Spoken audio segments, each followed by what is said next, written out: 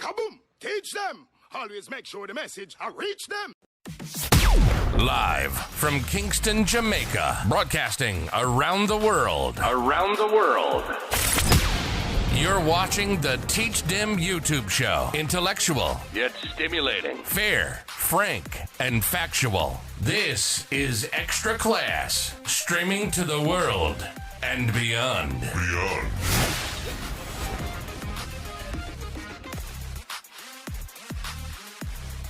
You know, it's Teach Them, the #1 intellectual blogging panel on the Kaboom! Teach them! Always make sure the message reach them. Live from Kingston, Jamaica, broadcasting around the world. You're watching the Teach Them YouTube show. Intellectual, Yet stimulating. fair, frank, and factual. This is Extra Class, streaming to the world and beyond.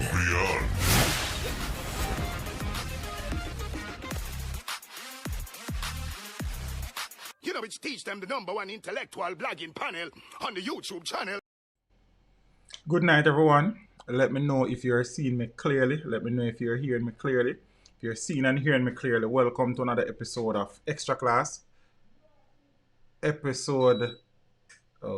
the electricity just went. Look like we're back up and running. See? Give thanks. What we say though? For episode number 305, I trust that everybody who is hearing my voice and seeing my face are doing okay. For the people who are at work on this Friday evening, I trust that your shift will end soon and you will get a chance to be home with your family shortly. For the people who are on the road, please be safe, get home safely. For the people that are at home, ready for listen to teach about some things we have to jam down. Jamrock, Jamaica land we love. Land of Food and Water, Bob Marley, Usain Bolt, Vice Cartel, Buju Banton, Shelly and Fraser Price, Elaine Thompson, Portia Simpson Miller, Scotty British, and some more peeps. Peeps, good night. We're there. JPS a ramp rough. But we see what can go on now. We soon circle. Kaboom! Teach them! Always make sure the message reach them. You know, it's Teach Them, the #1 intellectual blogging panel on the YouTube channel. Hey, yo, yellow. Like, subscribe, and don't forget to click the notification button. Hey, yo, we always up to something. Teach them. Hey, yo, yellow. Send the message and make it reach them. It's Teach Them. Right here. Warlord representing.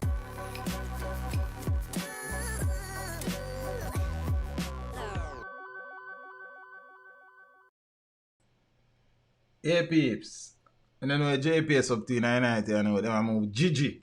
You understand? Yeah man, big up on yourself. Renee, how are you, beautiful? You know, it's always good to see you. Jam lad, are the youngest lad. Don't big up on yourself. Rosie B, Griffith Walters, brother, we are dealt with. Empress Jen, what go on? BM, W. Marriott, big up yourself, you know. Live on Marriott.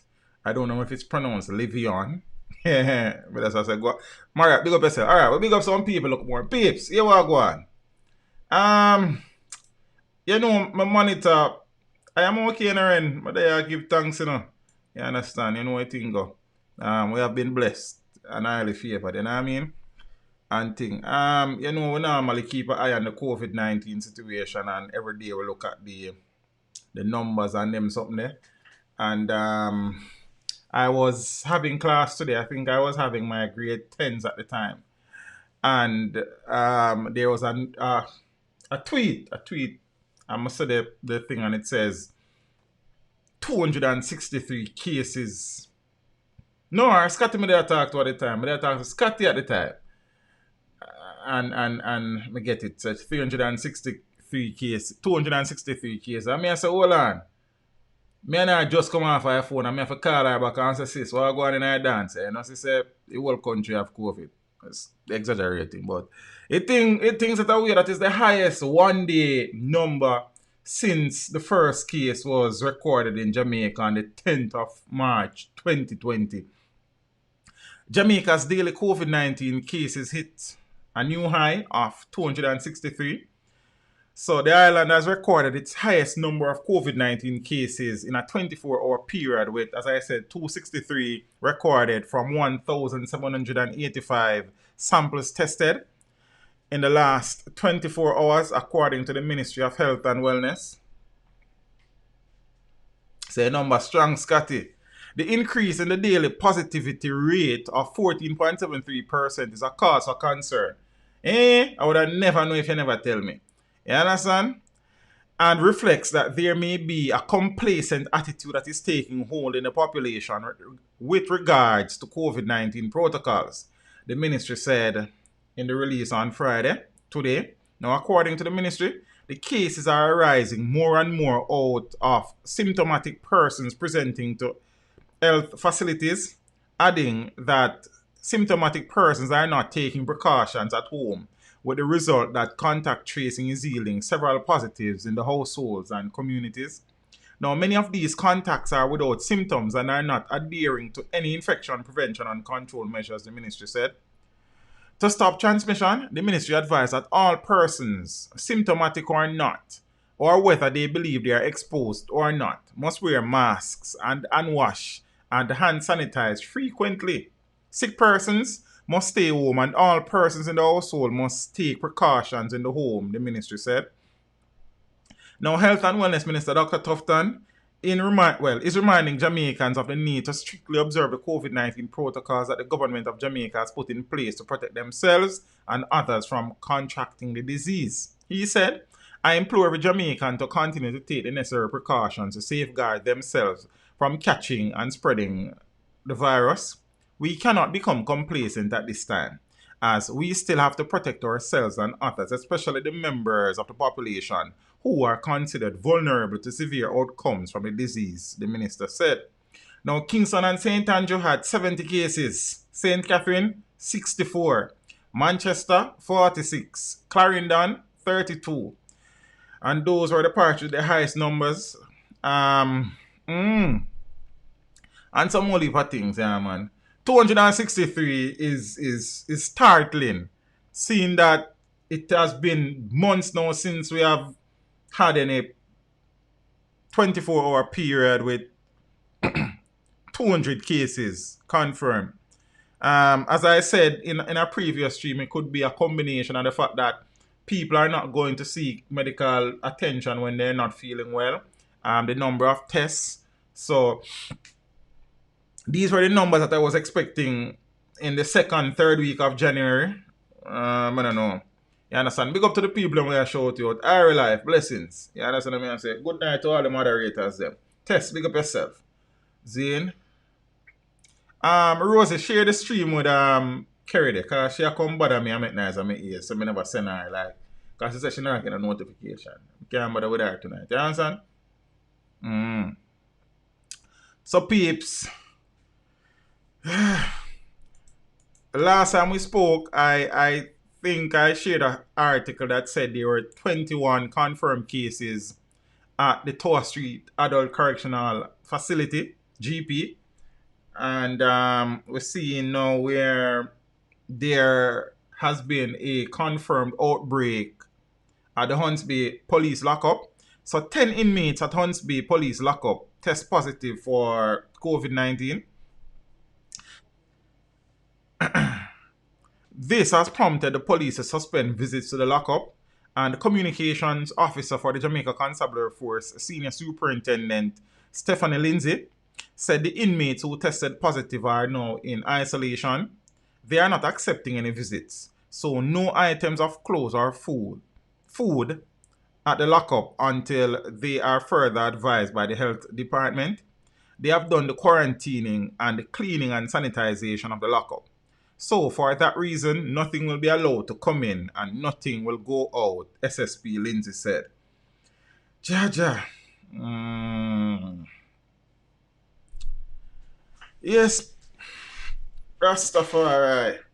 Yeah, peeps, good night. But also have to get rid of the COVID situation, and well, I wish I couldn't get rid of the COVID situation if I get what I say. And thing. Big up to the people them who are there for the first time. You know, I appreciate the support for the people them who there week in, week out. Big up on themselves. All of them moderators them, we appreciate the work for the ones them do every time we stream. You know what I mean? Yeah, man. See it? Yeah, man. I know out and clean. I'm on the winning team. Alright. James, what you had dealt with? Uh, COVID. Teach, can we talk about the recovery rate? The recovery rate is relatively acceptable compared to some places, you know. You understand what I say? And thing, at this time, the health ministry is monitoring some 3,794 active cases across the island. I don't know off of the top of my head what's the recovery rate. It did not state in this article, and that is not something that I have off of the top of my head here. So, good night, Kerry. How are you? And thing. Ready? That's cool, man. Whoa. Wow. Struggle is real. Struggle is real.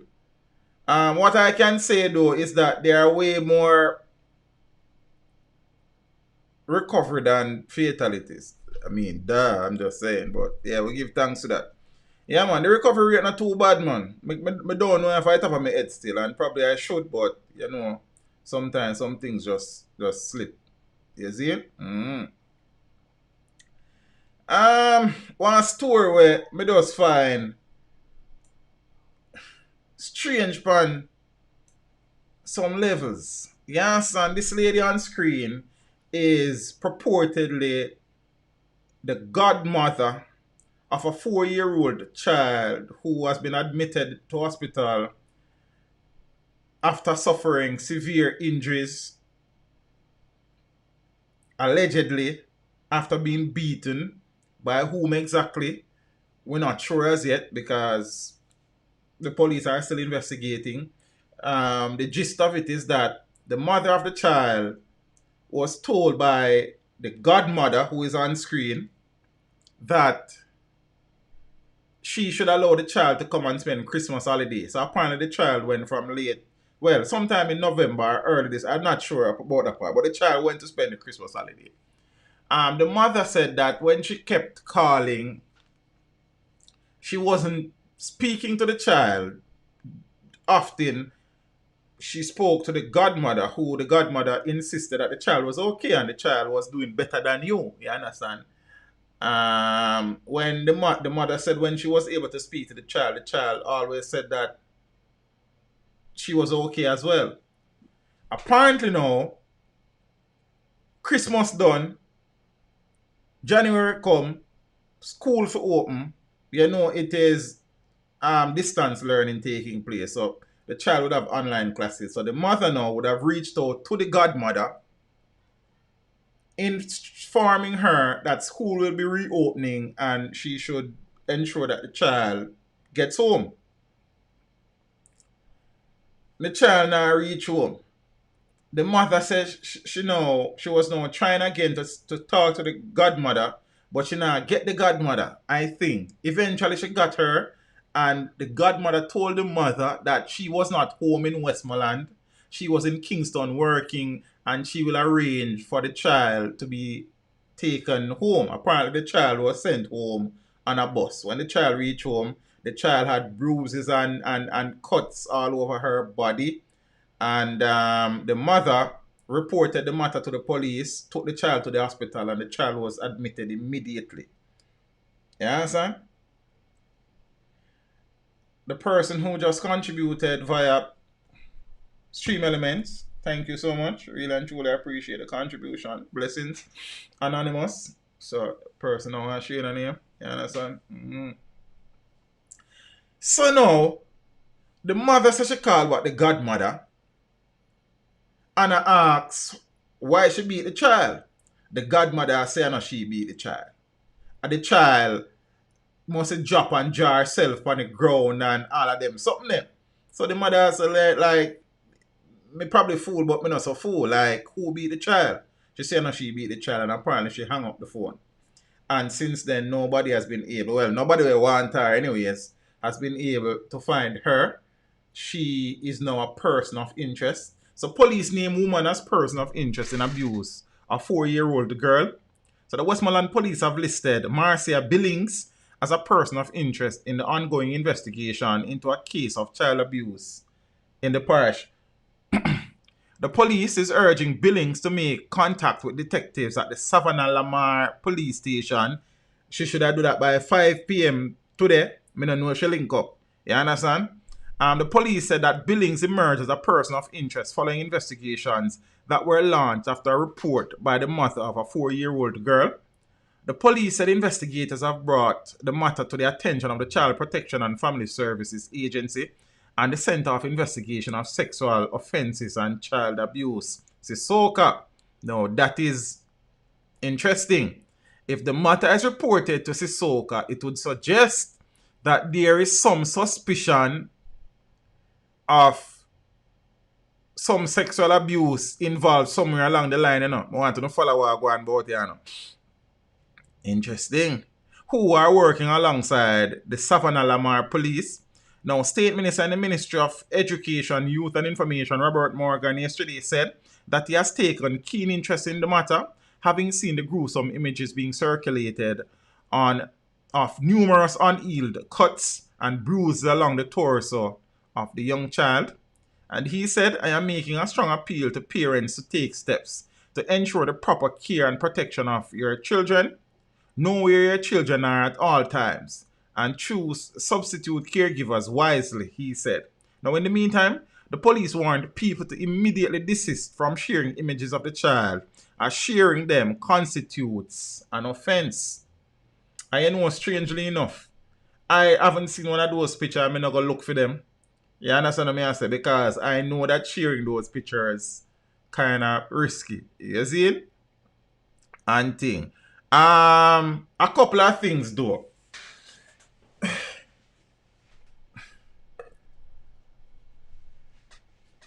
It's strange. I don't know that I would send my child to stay with no godmother for no 1 month. And after 1 month, me not see my child. Alright, so me not know. I don't even know. And a grandmother, you know, people are godmother, you know. I mean, I ascribe no blame to the mother, you know, because I know some people will jump say, teacher, you blame the mother. All I am saying, you interpret it how you want. I don't think, I can't foresee the circumstance or circumstances where I would send my child, whether my daughter or my son, to be with their godmother for a month and counting. You understand? I can't see how me go send my child to them godmother, and when me say me ready for my child, me not get my child same day. Also, I don't foresee a circumstance or circumstances where my child at 4 years old is going to be put on a bus by themselves, presumably, and sent home to me. Then me can't foresee that neither. No. I mean, I say you don't have good godmother out there, you know. You understand? But me I say, godmother and grandmother in the same mother. You feel what me upon? There are many questions, and I am happy that the Child Care and Family Protection Agency has gotten involved, because the truth is that, as I say, I don't ascribe no blame to nobody, but I would have want to ask the mother a few questions. You understand? And the godmother, you know, would have got try explain to somebody else, because she can't explain that to me, you know, how my child drop and draw themselves on the ground and have cut in them face and all of them here so cut up and all of them sitting there. I buckle my youth draw himself through. So, Miss Billings, the police are look for you, mama. So, sort out yourself and in yourself and them something there. And tell people them want to go on, because we want to know. Yo. So, some people, they're about to hurt you, you know. And as me I said, the next thing, remember, you know, is not only the Child Protection and Family Services Agency who is now on the case. The Center for Investigation of Sexual Offenses and Child Abuse, SISOCA, is also probing the matter. So, when the child was admitted to hospital and examined, were there signs that the child may have been sexually molested, abused? So, it's a lot of questions me would like to ask some people while me a boof them, you know. But say, one lady, she named Marcia Billings. The police am look for her. You know her? You know what she there? I could know. You understand? She's a godmother. More like a devil mother when you look into it. But I could say, innocent until proven not innocent. Strange. You understand? I listened to an interview with the mother and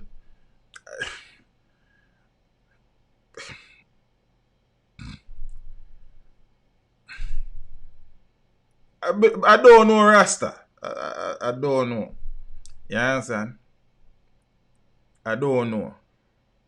Well, I'm happy though that the mother would have taken the initiative to report the matter to the police forthwith and would have also found it prudent to take the child to the hospital. Well, I don't know if it's the police have instructed her to do that still, but yeah. 4-year-old. Then that no wise. That can't safe. You understand? No, Miss Billings. Yeah, man.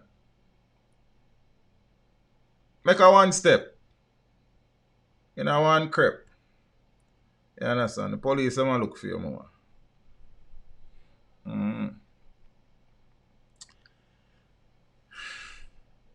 Strange this feeling I'm feeling. Me I wonder for me alone have this feeling. When me reason about this situation. Never mind, yeah.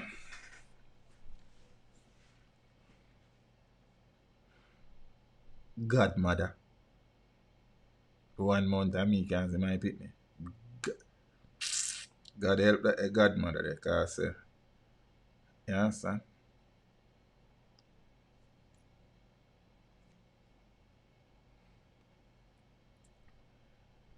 Kingston West Police list 3 wanted men. The Kingston West Police have listed 3 people as wanted following an ongoing gang conflict within the Denhamtown Police District, which has extended to several other communities in the division. They are Tajay Freeman, otherwise called Weng.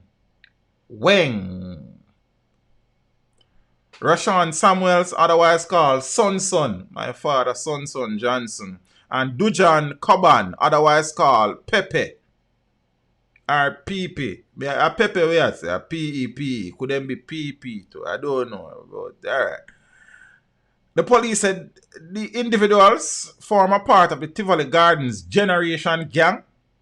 These individuals are being urged to turn themselves into the Denhamtown Police by 6 p.m. I don't know if this was supposed to be today or tomorrow or yesterday or one of them time, but the police they want Weng, Son, and Pepe.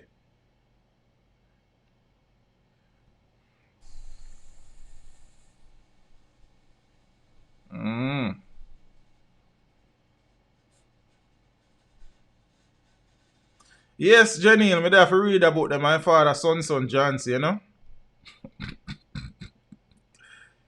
Cassidy, good night. I think it's the first time I'm seeing the name. If you're here for the first time, welcome.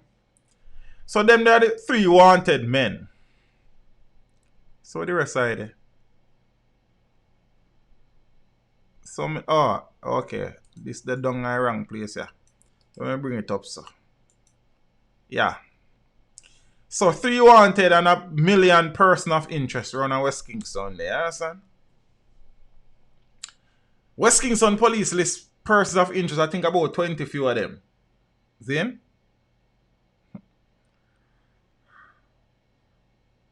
It's indeed a great book. I still have it. Blessings, David. The Kingston West Police have listed several individuals from 2 gangs in the parish as persons of interest. The police said this follows an ongoing gang conflict within the Denham Town area, as I said, kind of spill over. Now, from the Scream Corner gang, the police are, the people of interest are Ricardo Dennis, Richard Ellis, otherwise called Boya, B-O-W-Y-A, Boya,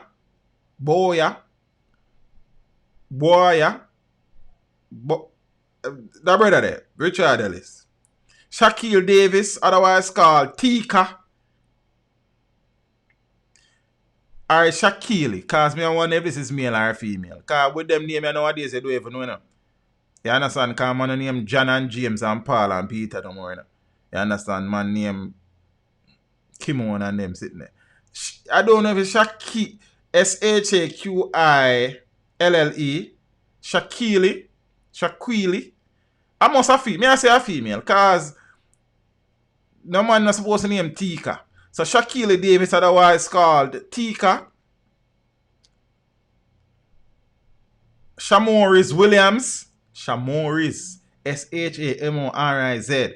Then them parents are set them pick from them band, Shamoriz.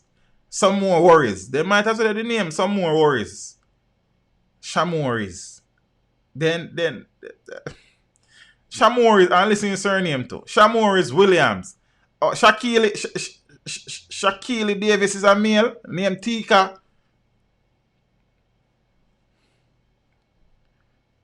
Some more worries. Shamoriz Williams, otherwise called Godzilla.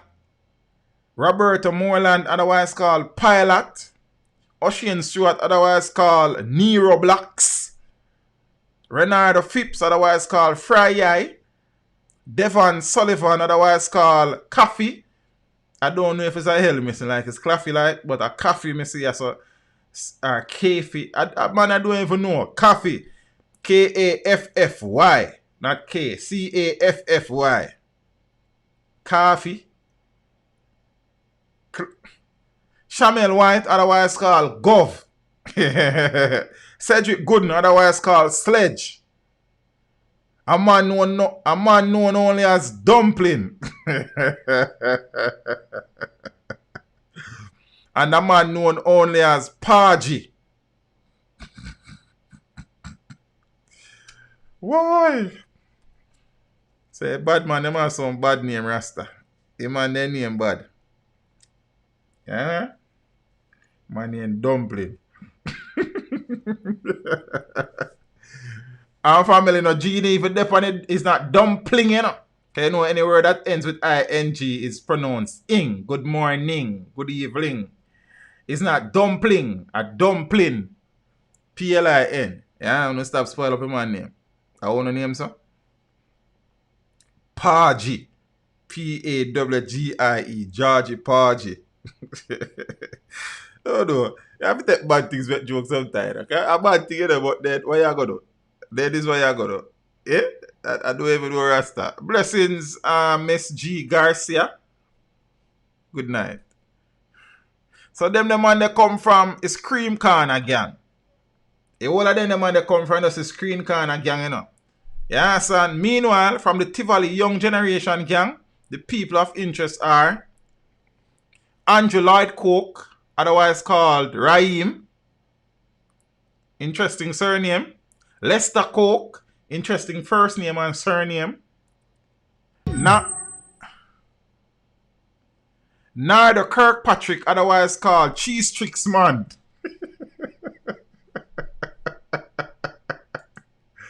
Yo!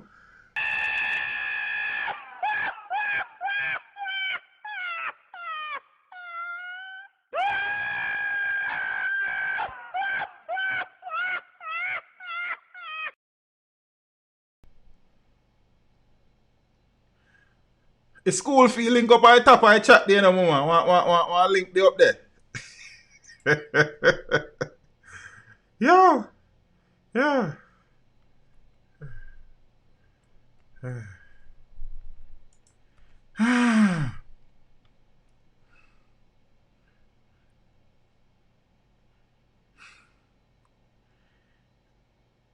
So Nakeem, Narada Kirkpatrick, otherwise called Cheese Tricks Man. Then you have Nakeem Kirkpatrick. I wonder if they told them my brother. Otherwise called OJ. Dwayne Grant, otherwise called Billy. A man known only as Blue. A man known only as Will. A man known only as Little T. A man known only as Lollipop. And a man known only as Den. Then, you know, then.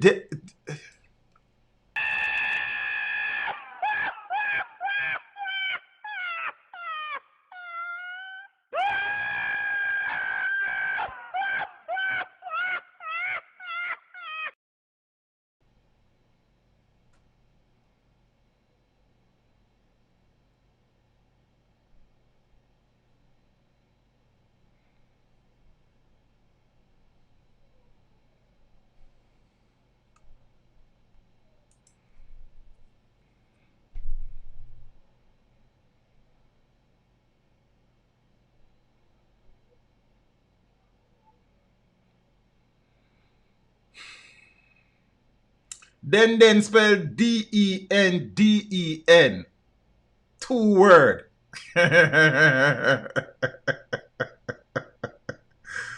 No. Me not forcing a man to name Lollipop or give me no talk still. Big woman thing. Let me say Lollipop. Then move from you say yeah, man. Cause me can't take you serious right now, me G. Link me back with a different name. A Tuck Shop Rosie. Dumpling, Lollipop. Ay, sir. Fry yai, tika.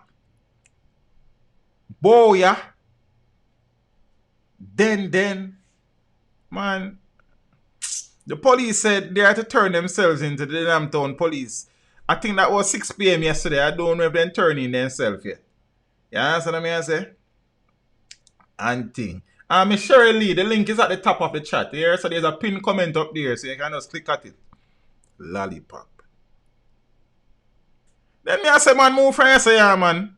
Call right now. Your name fool on you. Then you can name Lollipop and give me that, brother. Man, go here, man. You have to get to our next name. That name don't fit badness. You understand? Me nah go subscribe to that name. Me nah take no talk from that name, the brother. That Lollipop. Man, go on here, man. Lollipop. then, you know, say Lollipop a fool, then. Yo. Alright, let me move on, because we have some serious thing. Marlon, thanks for the contribution on the broski. You know what thing going to give thanks. Sean and Ruel, what you dealt with from? They man walk around, so they're bad man and they kill people. And you Lollipop and then. Paji. Boya. Caffy or Claffy. Dumpling. Tika. Man.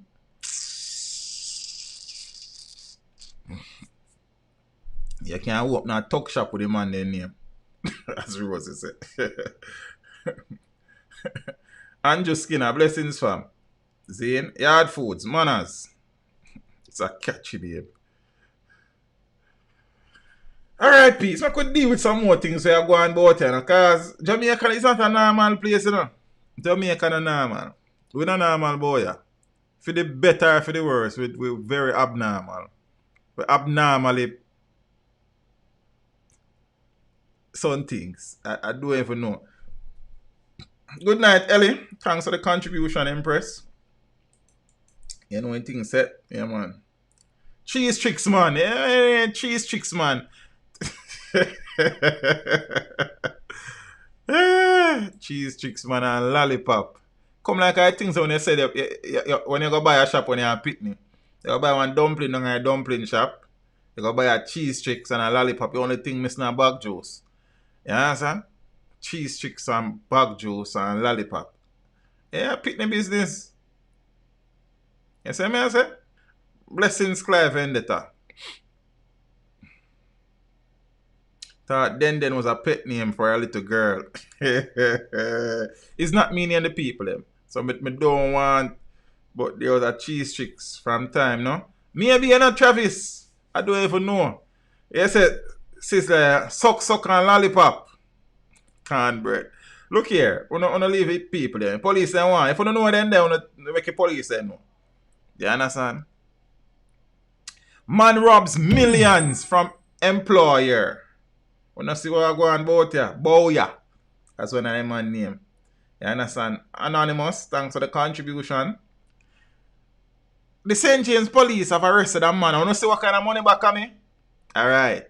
The St. James police have arrested a man who reportedly fleeced his employer, a Chinese national, of more than $2 million in cash. A senior officer told reporters that the police are unable to release the identity of the accused. Now, reports are that the employer, who is a building contractor, locked up a large amount of cash inside his office sometime in January. On Tuesday, so long the money just lock up money in them place. On Tuesday, he decided to check the money and discovered that the bag containing the money was broken into, and cash amounting to more than US $15,000, so approximately $2.2 million, give or take a few thousand, as well as 100,000 Jamaican dollars was missing. He immediately confronted the accused, who is the only employee with access to that area. He denied knowing anything about the stolen cash. Brother, you see me thief the money, boy? How are you, man? The businessman then made a report to the police, and following an investigation, the accused reportedly confessed.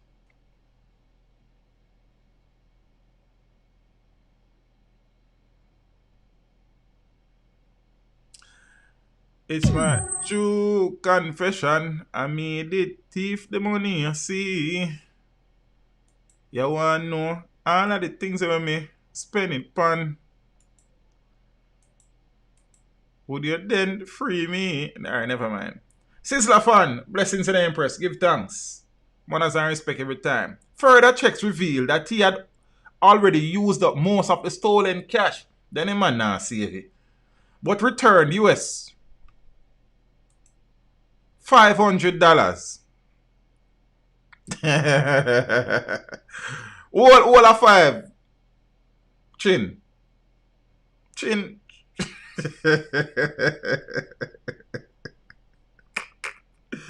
If man give back Chin $5 US, then it could have worse. If man could have not have no money to give back Chin, you know. A man give back Chin $5. You understand? So further checks reveal that he had already used up most of the stolen cash, but returned US $500 to the police. He reportedly told the police that among his purchases was a 7-seater vehicle. Step up in our life every day with lucky 5. You understand? You understand? At least you ain't to gamble it out or drink it out still. You know you can sell back a car and get back your things. Plus Trim have a car and $5. Now, the officer said that the incident underscores a warning that the police have been constantly sending to Chinese business operators. This is another instance where a Chinese national failed to safely secure large sums of money. Man, you know I put the money in a bank. Over the recent months, we have seen where a number of these Chinese business operators fail to secure large sums of cash through the right channels, and their own carelessness has cost them dearly. The officer said that in this instance, the businessman is very fortunate because the police acted swiftly in apprehending the perpetrator. The St. James police say the parish has recorded 5 robberies since the start of the year, 5 less than the corresponding period last year. A man take question money and give him back $5. Yo, Jano.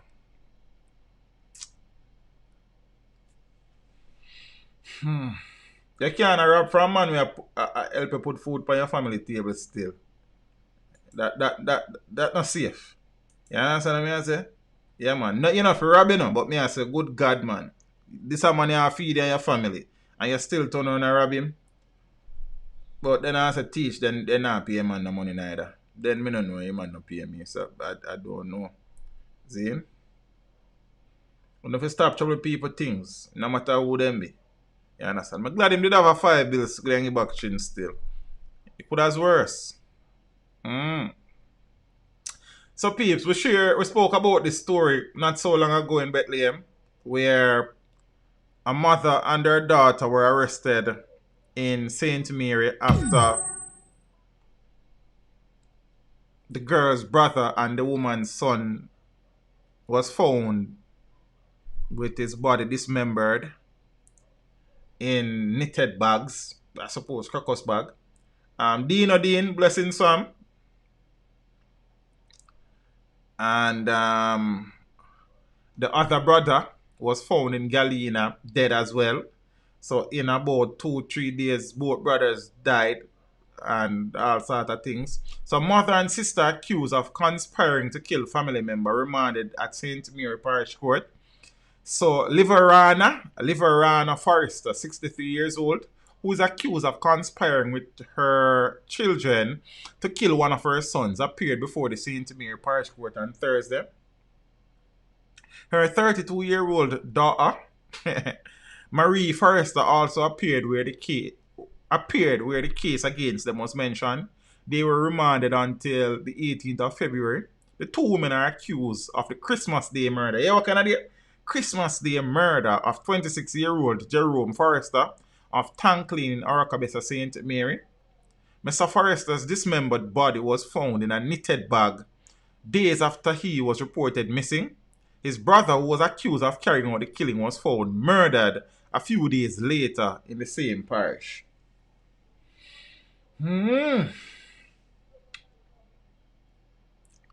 Yes, Rasta. Police on gun and assault charges granted $400,000 bail. Charges have been laid against Constable Fabian Durant in relation to an assault involving two men in Belmont District, Lawrence Tavern, St. Andrew. The incident happened on the 28th of July 2018. Durant was charged on Tuesday with unlawful wounding and assault occasioning actual bodily harm in relation to one matter. He was further charged with illegal possession of firearm, assault at common law, and assault occasioning actual bodily harm.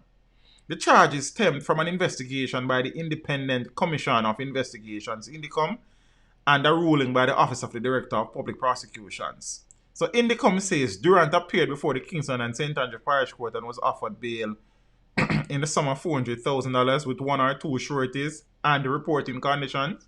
And the matter was adjourned for a mention on Monday, the 8th of March this year. Alright, sir. Oh, I never remember to find no picture of the brother. You can't talk about them money and have the picture. Let me see if I have anything in my archival stash. Then it will take forever to search though. Romy Simpson. I mean I must have things, man. Come on, stream. Be steady. Steady your spirit.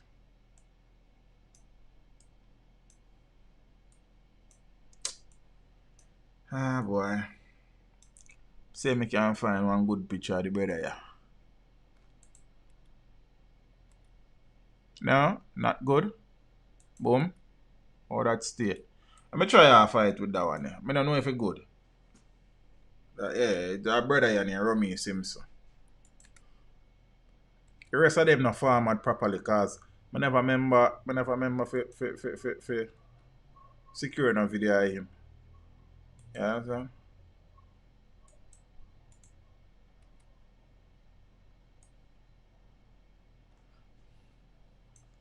Not no video, no picture of him. See how that one I look. You don't go fit the screen. What? Screen fit. Remember. Alright. So this brother here, he was murdered. I don't even remember about 2018, 2019, one of them time. I think at 2018. He is believed to have been, well, he was a Jamaica Labour Party activist and reportedly very close to one James Robertson, MP for one Patron of St. Thomas like. And some only part of things around this brother name. I did a video about him the time that he died, so you can go watch it. Farmer granted bail for alleged murder of JLP activist Ramesh Simpson. Now a farmer who is accused of having killed Jamaica Labour Party activist Ramesh Simpson 2 years ago was granted bail when he appeared in the St. Thomas Parish Court on Wednesday. See? Boxer, then my head can't really move, you know. You understand? My head kind of no a movable size, like. You understand? Alright. Odin Christian, otherwise called Windell, a resident of Logwood District and 11 miles Bulby in St. Thomas, was offered $500,000 bail. In addition to being charged with murder, he was booked for the offense of wounding with intent, illegal possession of firearm, illegal possession of ammunition, and malicious destruction of property. Christian is to return to court on the 25th of February. Now, police reported that on Thursday, the 8th of November 2018, at about 8 p.m., Simpson and his wife pulled up in a vehicle at the gate to their home in Logwood District in St. Thomas. Now, after exiting the vehicle, Simpson was attacked by a gunman and shot multiple times. He reportedly died on the spot. The gunman then reportedly shot and injured Simpson's wife as she ran from the vehicle, then set the vehicle that the two were traveling in ablaze. Simpson's death was confirmed at hospital while his wife was treated and later released. Now, following an extensive probe, Christian was arrested and charged by the police. In 2015, Simpson made headlines when he and a relative were arrested and charged with illegal possession of firearm and illegal possession of ammunition after he led law enforcers on a high-speed chase that ended with him driving a vehicle into the sea in St. Thomas. I'm going to read that again. In 2015, Simpson made headlines, national headlines at that, and not just beyond the headlines, national headlines. In 2015, Simpson made headlines when he and a relative were arrested and charged with illegal possession of firearm and illegal possession of ammunition after he led law enforcers on a high-speed chase that ended with him driving a vehicle into the sea in St. Thomas. Both men were freed after the charges in July 2016 due to the lack of evidence. Gone with the waves. No, and I saw that show. I watched a show one time named The Seas Will Tell. I guess the seas didn't tell. Yeah. This fellow has been involved in some questionable situations, and I don't even know if I have the article that I use, the script that I used for that video back then. I forgot to search for it. But the video is there, and all is run-ins with the law, and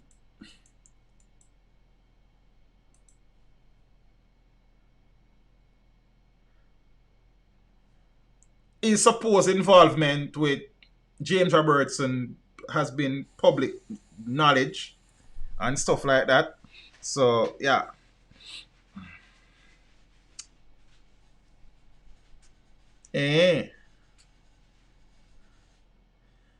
As a matter of fact, if memory serves me correctly, when he drove his vehicle into the sea, if memory serves me correctly, it's James Robertson can go to hospital, but I don't want to tell a lie upon nobody, you know.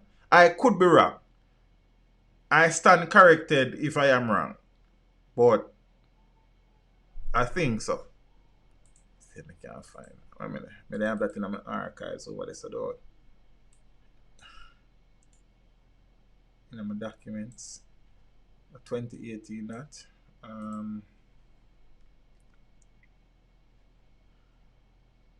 Ramesh.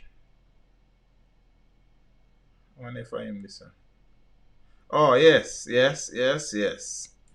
Alright, since that's the on the topic, I'm going to just point out a few little things, because Chameleon, how are you, beautiful? Hope all is well. It's good to see you.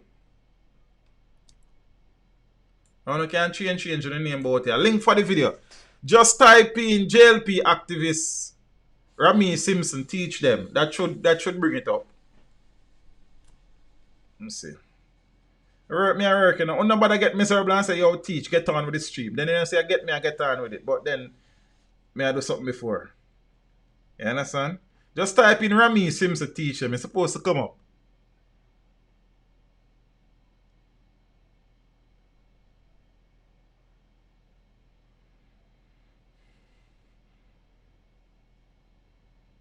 Then we can't spell teach them. That not at. Yeah, man. Oh, let me tell you why a video name. Backstory and murder JLP activist Rami Simpson. And you can put teacher my end. 24,000 people watch it. Then them people in the night. You know how much you put on that? Yeah, man, say, man. We don't go watch the video, man. But here we go on. I'm just going to some background info, you know, because it's background info we are talking about. This is when him dead, so let me see. Alright, so the colourful JLP activist who was once rescued from police by a member of parliament, James Robertson, came to national attention in 2009 after Robertson, MP for West St. Thomas, and then Minister without portfolio in the office of the Prime Minister, made the 45-minute journey from Kingston to St. Thomas to rescue him from the police.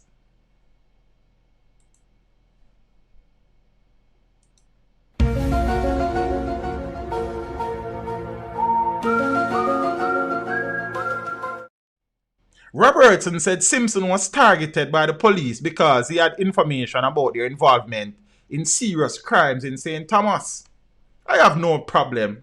I should be knighted. A man would be dead with lies told on him, Robertson said at the time.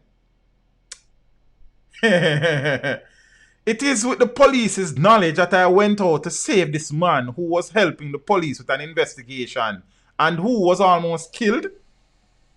Simpson was transported to the KPH by the MP and the JLP deputy leader as he was shot in the leg during the alleged shootout with the police.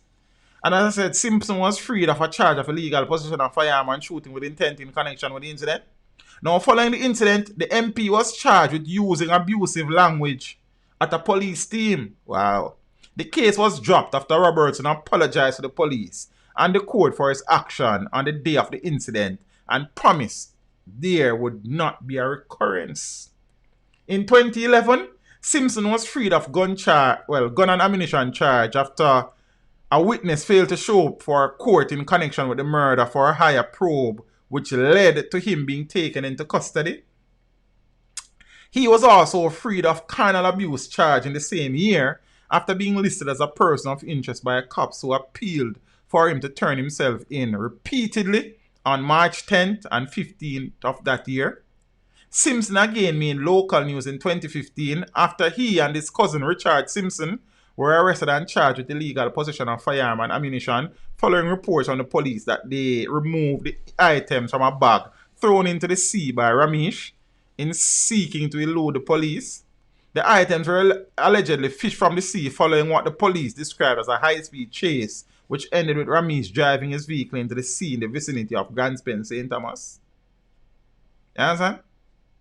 So police sources say around 10:30 a.m. on the 17th of December that year, a team was on patrol along the Ganspen Road in the parish when they signaled the driver of a Mitsubishi Pajero motor vehicle to stop. The driver disobeyed the instruction of the police and fled into a nearby community.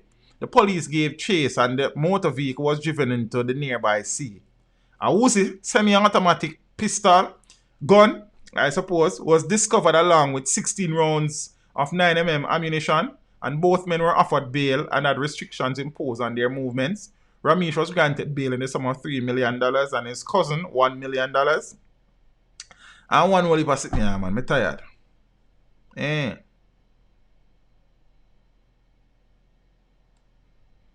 Yeah. Politics time again. The man drive from town go rescue the man. The man say he should be knighted. Save the man life.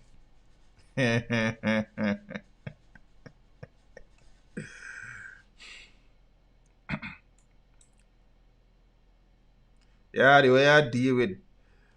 I got nothing more to say. Let's move it. Let's move it. Let's move it. Jamaica to rotted. Boy. My grandmother. Me slow. Jaja. They playing land. Oh, me not playing picture. Bombat. But I don't know which plane we talk about. They playing land. Yes, they playing land. 100 pound of Cali weed where them get it from. They playing land. Yes, the plane land. Sackle up yourself, you take interrogation.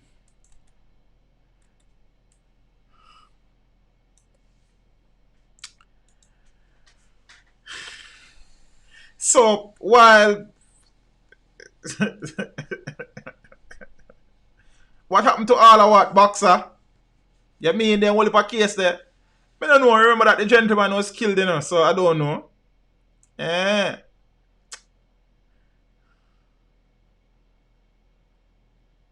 I suppose the plane crashed with the coke. Something like that. I don't even know. My hear skilly back. I don't listen to a song like that still, but yeah, but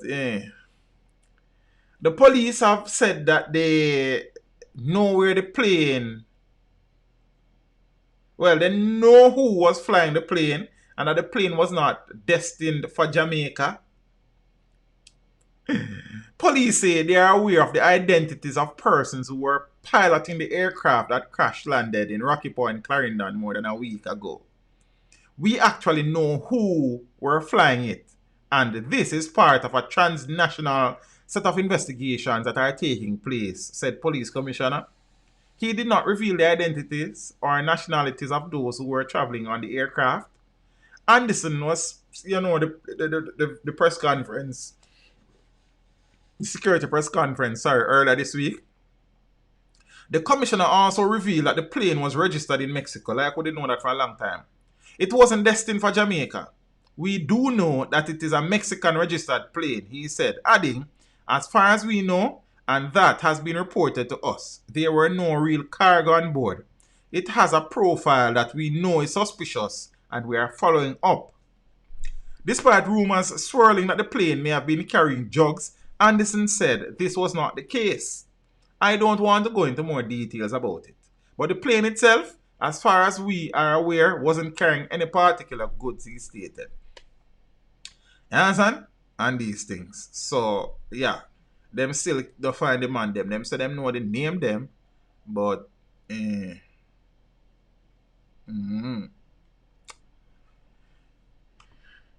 plane crash with the coke. I don't even remember no more, sir. Me not sniffing on my nose. I sell something I don't even know. I tell you the truth. Right now, I can't keep up with the youngins them. You understand? Lie them and tell why the people on board disappeared. Then me don't know why the people on board disappear. You understand? What happened to the black box? Me don't know them do the transponder. Or that. I don't know. Zane? Oh, Camille and Noe June. Okay. I guess they got information probably suggesting that DeAndre. Then what you mean?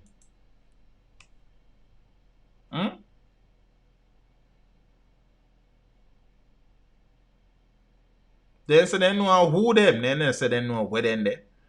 I guess. You understand? The plane land. Yes, the plane land. Peeps, a story. It's a very dangerous story. You understand? It has the potential to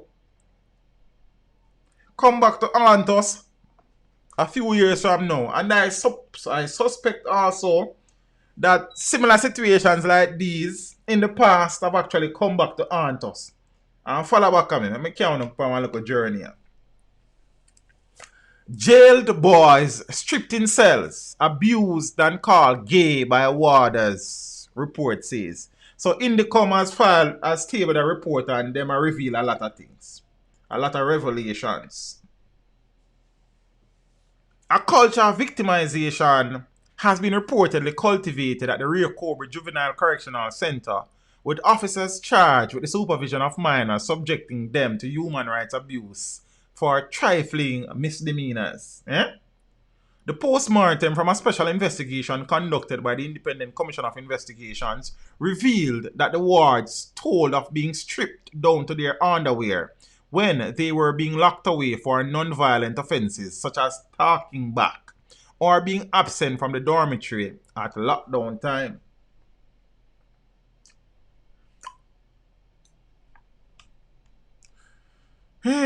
The superintendent of the Rear Cobra told Indicom that clothing was removed to prevent suicide, which the watchdog conceded would be a legitimate action. However, that action was ruled as unwarranted in cases where youth did not exhibit suicidal tendencies.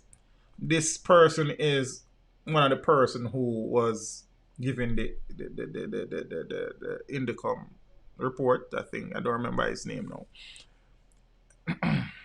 Indicom said the Department of Correctional Services staff handbook had clear guidelines on how suicidal inmates should be treated. The young men who reportedly talk back or commit other punishable offenses are isolated in a cell called jail block, which is also referred to as Jar's order. As in Jaws, Jars. Why that sound like me pronounce it wrong? Jar's order. Let me put it in there, because let me put it in a chat, so I don't want to mislead nobody. See? Yes. So, the young men who reportedly talk back or commit other punishable offenses are isolated in a cell called jail block, which is also referred to as Jar's order.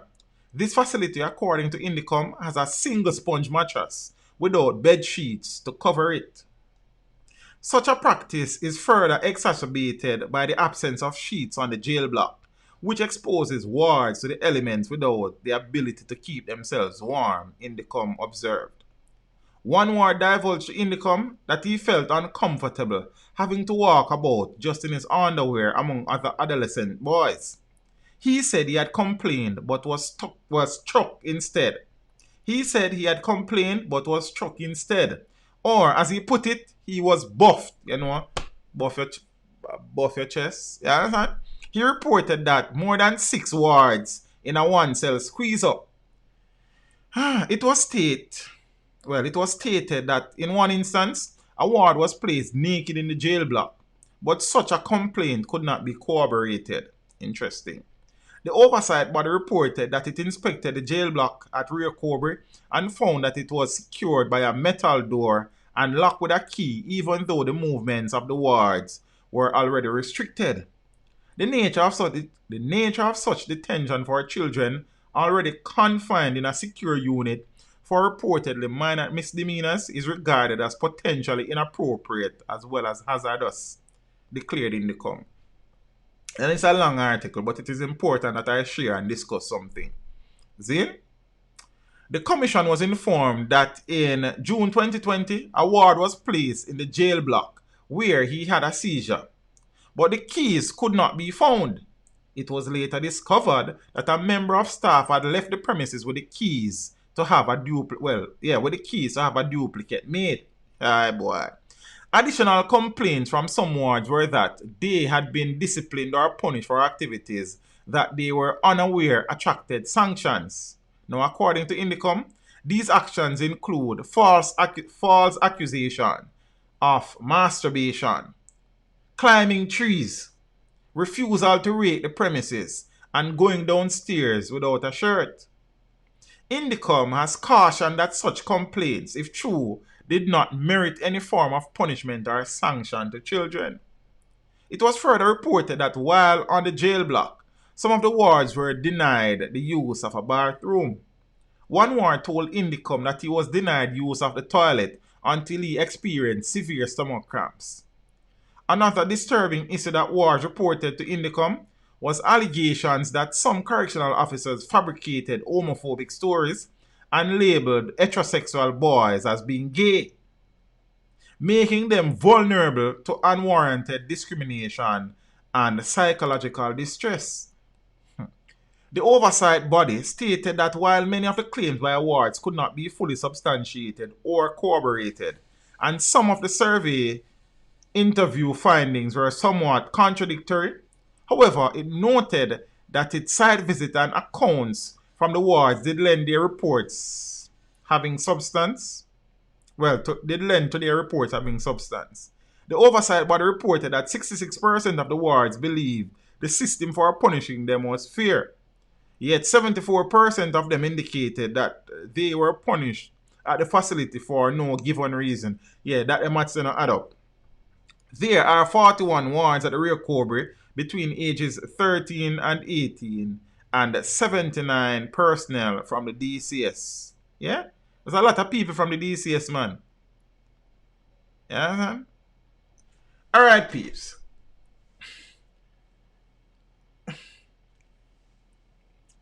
Detention, incarceration, in Jamaica we call it reformatory school or famatory school. That is when I was given trouble as a boy growing up, then tell us if you not stop them as soon I got a famatory school. I guess it's reformatory school. See? Dean Palmer so Strong is a clown. I don't know that you can blame Strong for this.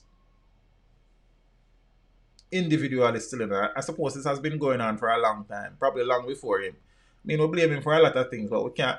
And everything is just cute for just get up and blame him, man. You understand what I say? I mean, it is good that Indicom has discovered some of these discrepancies and hopefully they will be treated with. But I don't know that you can't just single-handedly blame the minister for everything, especially like this. That is just the reality. The DCS need to sort out themselves. You understand what I say? That's why you have systems and checks and balances and people in charge.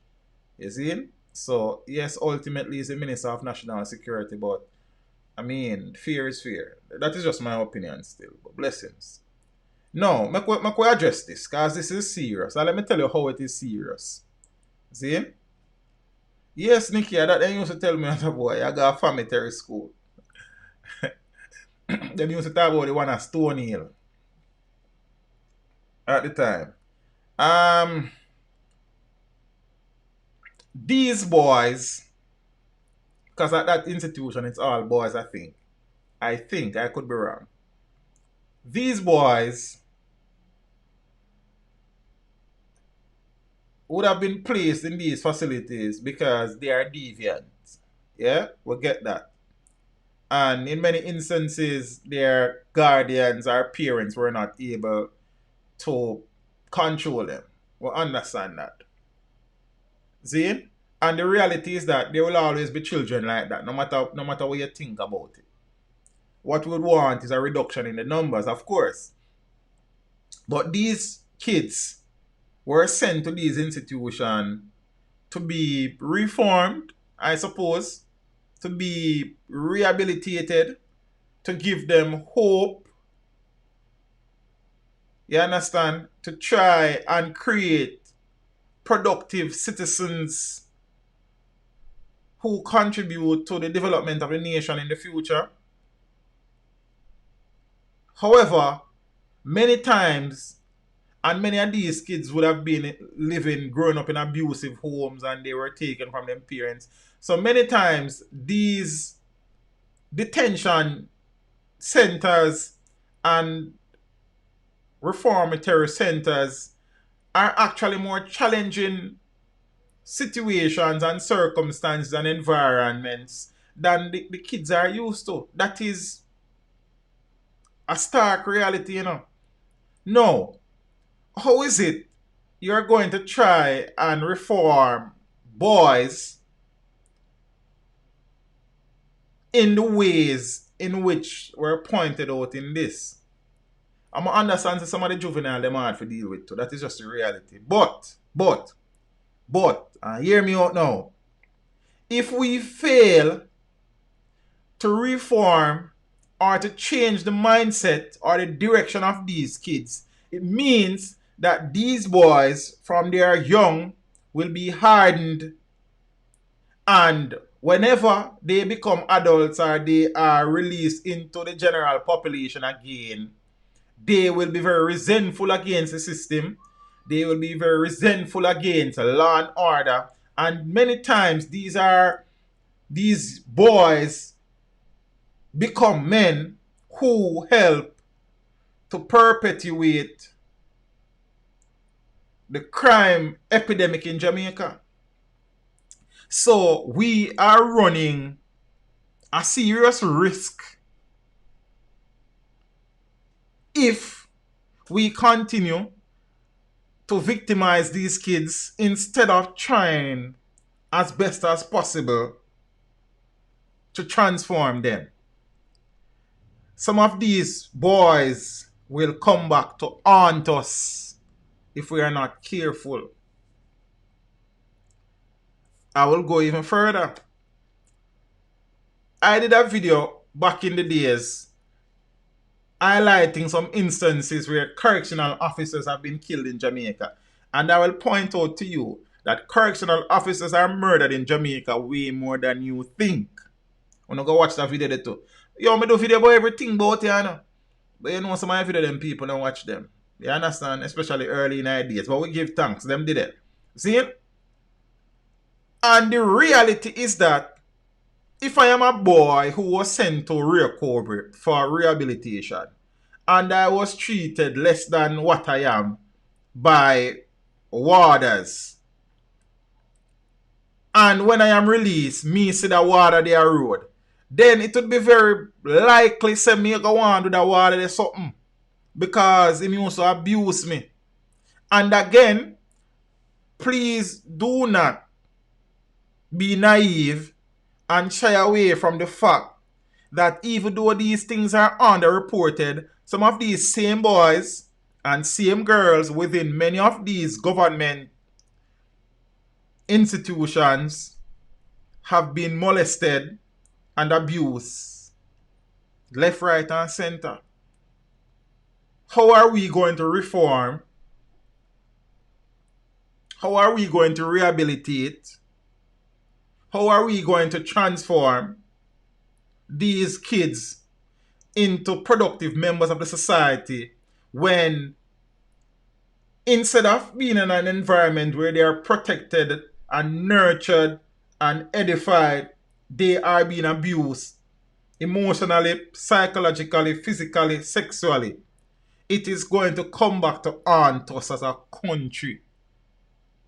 Eh?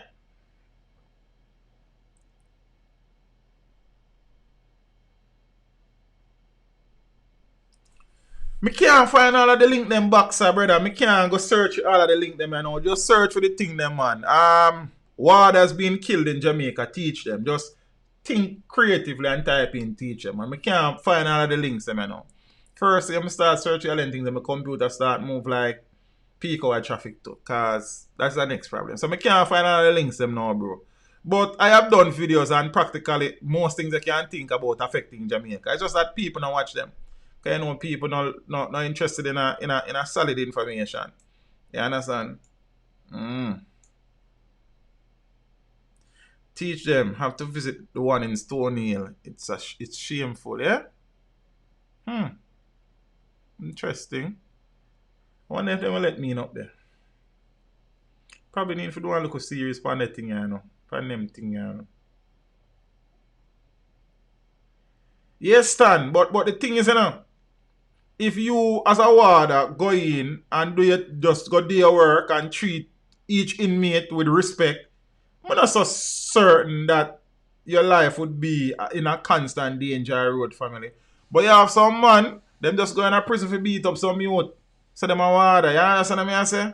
So, is the approved school still in Stone Hill? Yeah, man, I think it is still there. No, I don't think. I know it is still there. Because I went to Stone Hill sometime last year, go do something with Killer them. And they were close to that school. I'll wave to some of you them cross there and thing. You understand? So it's still there. But I've never gone over there. Don't know if they would allow me to, but we'll see. We need to understand that a man can go to prison and come out worse, million times worse than he entered. Colder than he entered. A child can be sent to one of these institutions and come out far more challenging to deal with than before they went in. We are cultivating some hard hearted people in this country based on how we treat them. You understand? No matter what you want to think about it, every child who is in one of those institutions, a smarty pitney, You understand what I say? And every child who is in, sorry guys, one of these institutions will become an adult eventually and has to be released somewhere along the line, Or will be released somewhere along the line, And who will have to deal with them? Me and you. You understand? While people who we appear are transform them in a monster. Because we pay them in our taxpayers' money, pay correctional officers, Me and you pay them. You understand? And them are transform people pitney in a monsters. The same monsters where me and you have to go kill some of them, unfortunately. And many times the system cultivate some of them. Whether it is through sexual and physical abuse or you treat people pretty like them an animal or whatever it is, like, come on, man.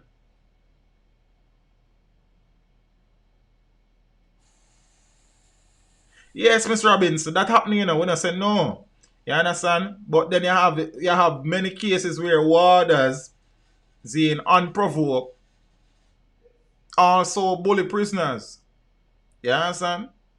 I know a prison can't easy, but many warders apparently abuse their authority while they're inside, not contemplating that somewhere, somehow, some of these prisoners will be released. Also, remember say some of them prisoners have links on the outside, Yeah, this a man of prison, that don't mean you're safe out the road. Because in their prison. You understand? Look here. These institutions are for reformation, they are for rehabilitation. Some people will not be reformed or rehabilitated, but we could try and reform as many of the youths them as we can now. Because if not, we have to go deal with the youths them in the future. You understand what I say? And in many instances, the correctional officers are help cultivate them monsters here. It's just the reality.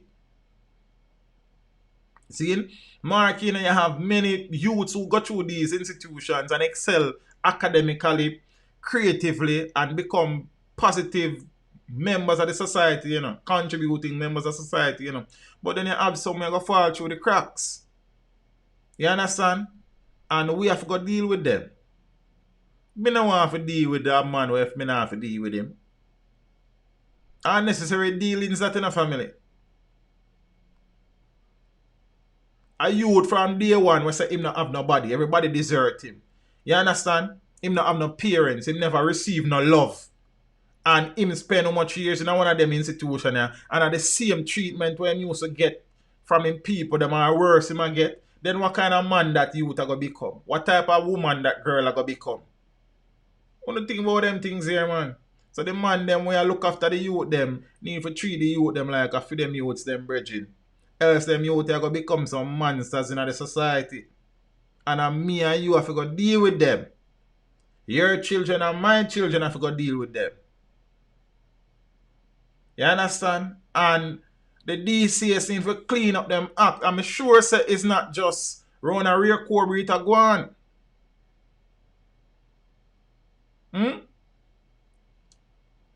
Look here, man. You don't fix up on yourself about it, because we have enough problems to deal with out in society already. We don't want we don't have to make no more. How much more problems do we want around here?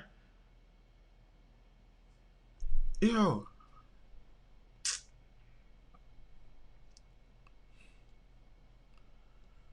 Judge.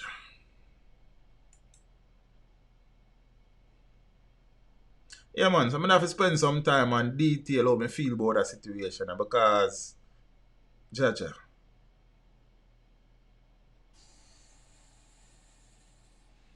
I use Ecamm Live. It's a Mac only software. So I don't know if you think you're talking about the software, you're talking about the hardware. But for the software, I use Ecamm Live. I think I have a free version, but then I think one logo got in it. Then you have different levels of It's fairly affordable, well, I suppose. So you can try off it. Many people use OBS but OBS too complicated for my brain. You understand? So I just use a work for me. Alright.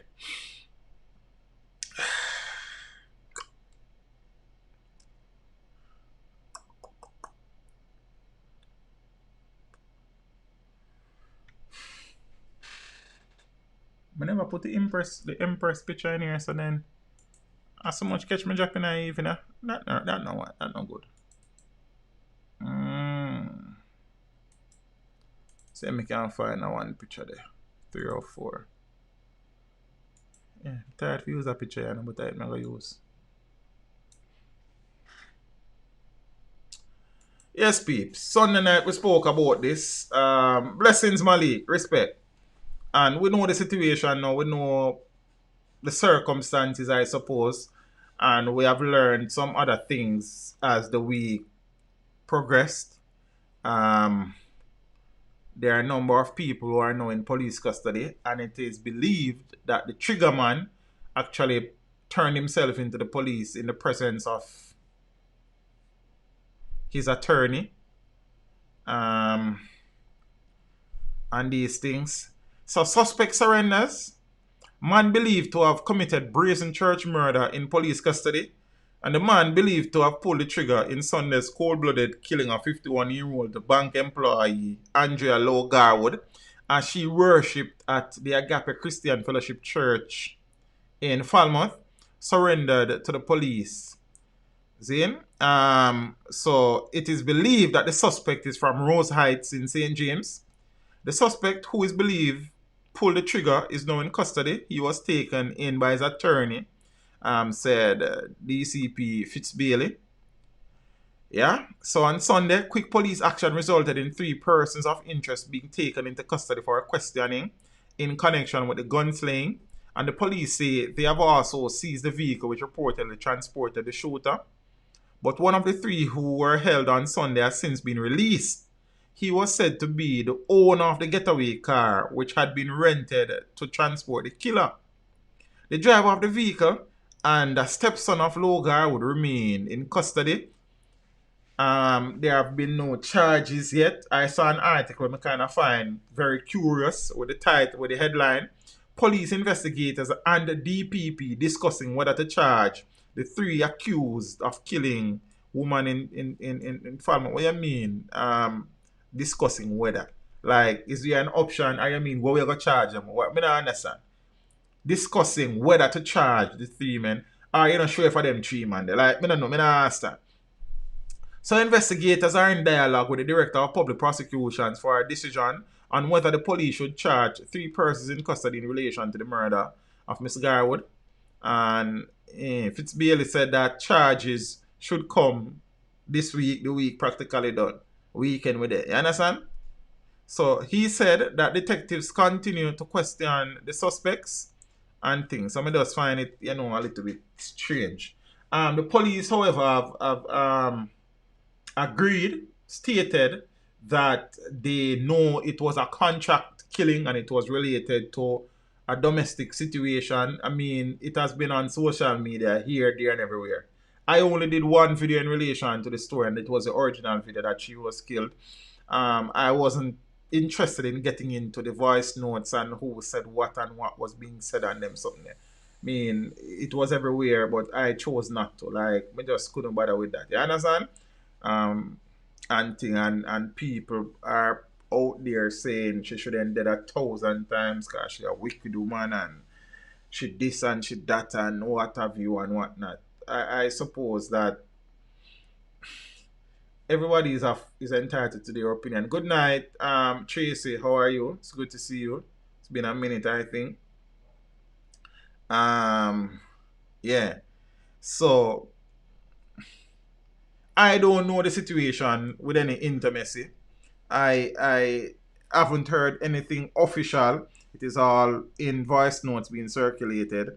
And as I have said, mark you, while the voice notes may be accurate, I have learned that with voice notes on social media, especially with what I do, and me wanting to ensure that every time I upload a video, the information is accurate, I kind of shy away from a voice note. When me use a voice note in my video, is because I would have thought about it long and hard, and I think the risk was worth it for that video. But generally, I don't use them. So I don't know. You see it? Yes, Rasta. So many people are saying that the lady should have died and should die again, and because she are wicked and she do this and she put out the youth them out of them father house, and so I don't know. As I said, these are just speculation. Also, and I would have received this a million different times as well. I was sent an ID card purportedly of the shooter. But as I say, I'm never interested in doing any more video. I say I do one video about it, I'm gone. You understand? It's neither here nor there for me. You understand? Some people do 10 videos per one. One video, done. I not even did want to do the video in the first place. You understand? But I did it. And I got the ID picture multiple times with multiple voice notes. You understand? And I looked and I listened and you understand? Alright. It has turned out, and I won't add anything else to that. It has turned out that that ID, I think driver's license that was being circulated, that boy had nothing to do with the incident. He would have lost his driver's license some time ago, and somebody decided that it was him. Now, imagine, let me just pick a name, DeAndre Small. Imagine DeAndre, lose him driver's license. See? DeAndre live and work at Kingston. The shooting go on a Falmouth. By the time you look, DeAndre driver's license, they all over the place on social media saying him kill the woman. So you know what that has created now? That has created danger for DeAndre. Because people will see DeAndre and want to take him out. Because he's a wicked. He kill woman in a church. Do you see the world in which we live?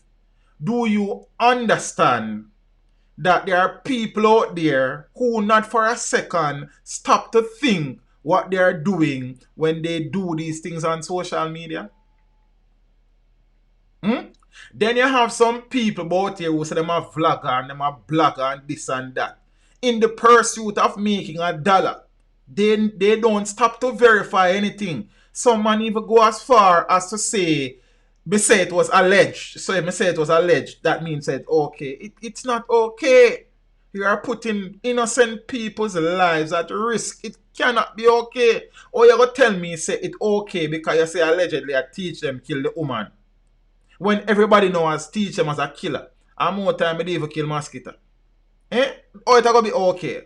How it gonna be okay when my reputation has been so damaged? Because look here, with social media, once people see things them can't unsee it, People will see something and it has been revealed after, say it no go so, and you can't convince them say it's true, You can't convince them say nothing go see, because what they saw first or heard first, that them a work with, and nobody can change their mind,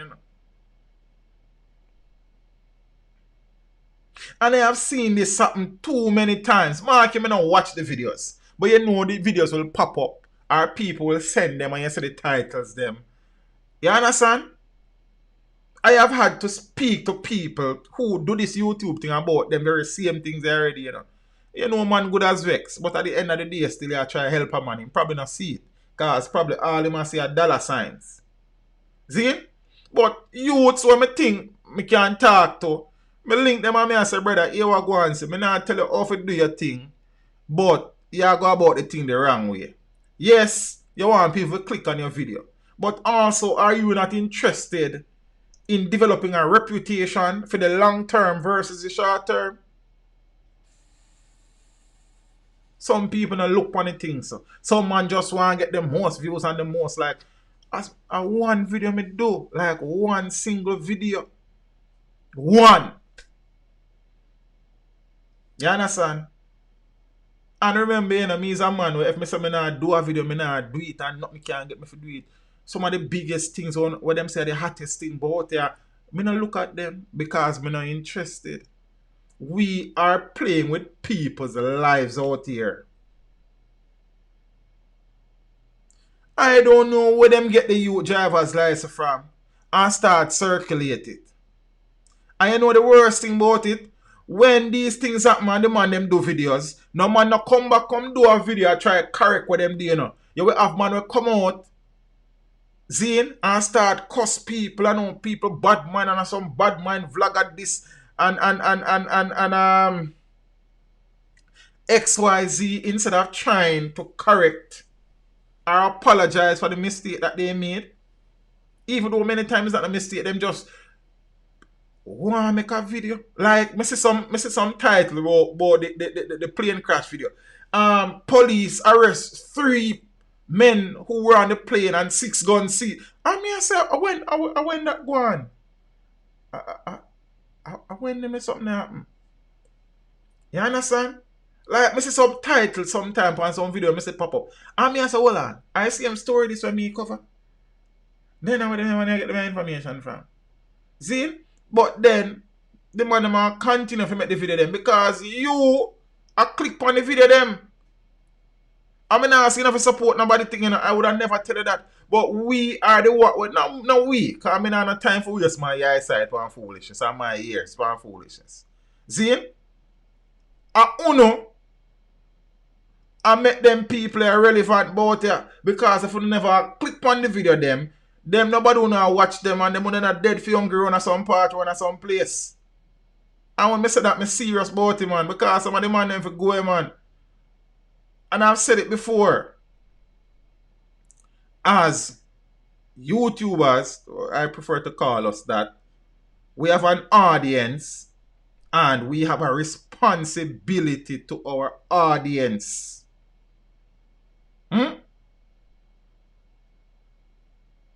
We have a responsibility to our audience.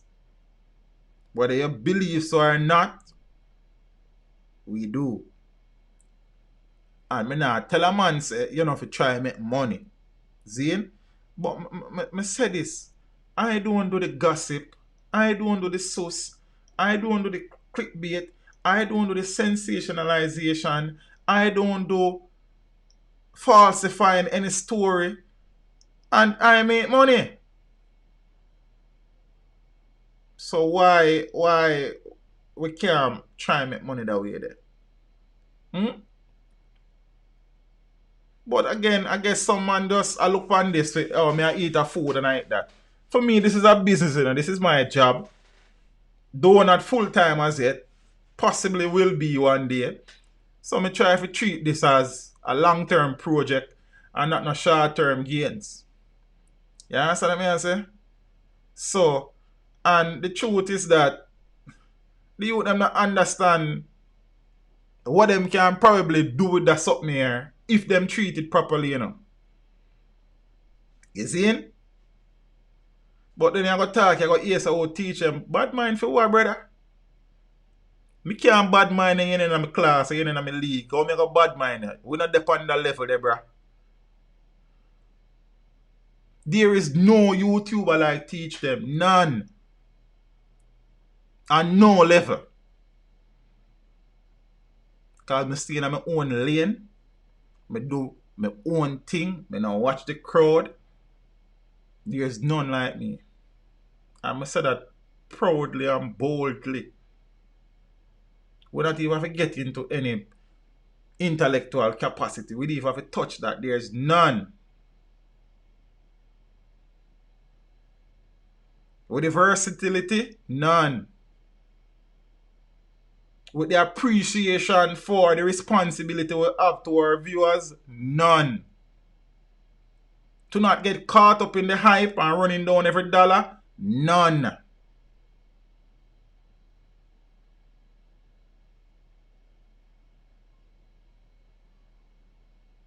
It's as simple as that. None. You no matter which name you want to call, none. Because we take our time And we build this the right way. The bright way. You see me? We don't watch a crowd. We don't watch who are blow up. We don't watch who are get too much views. We don't watch who have too much subscriber. We just take with time, Turkey style. Slow and steady win the race. None. And you can tell them, say, me say that. None. And I am not being arrogant. It's just a fact. None. Wait till me start my channel. Run your foot. Do it and done, brother. First thing, I give you the first shout out. And tell the people if you come subscribe. You understand? Yeah, man. Peeps. Look here. The man them for understand, say, when somebody tune in, the information that they give them ought to be the correct information. See? Many of us like people who sit down and speculate and ramble for hours, pretending that them know, and they don't know.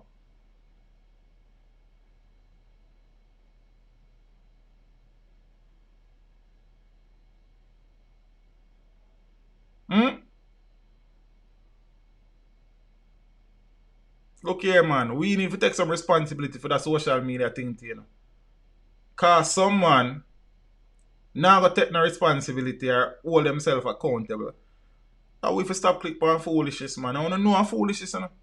How the hell you click on a video say police have detained 3 men who were on the plane in Rocky. I want to know so the police don't find nobody. Then how him come by the end, he say, come on, man. I don't know a thing, man. I don't stop going like a fool to it. You understand? So just like how I say, we are also responsible for how these artists behave sometimes because we make them believe that they're infallible and them bigger than law and order, and we defend them to the death, so them feel like, you understand, them can do anything, and we too responsible for the proliferation of crap on YouTube many of the times. You see me upon many of the times. So, you know a thing go. So, I have to beat everybody sometime, and I saw a thing go.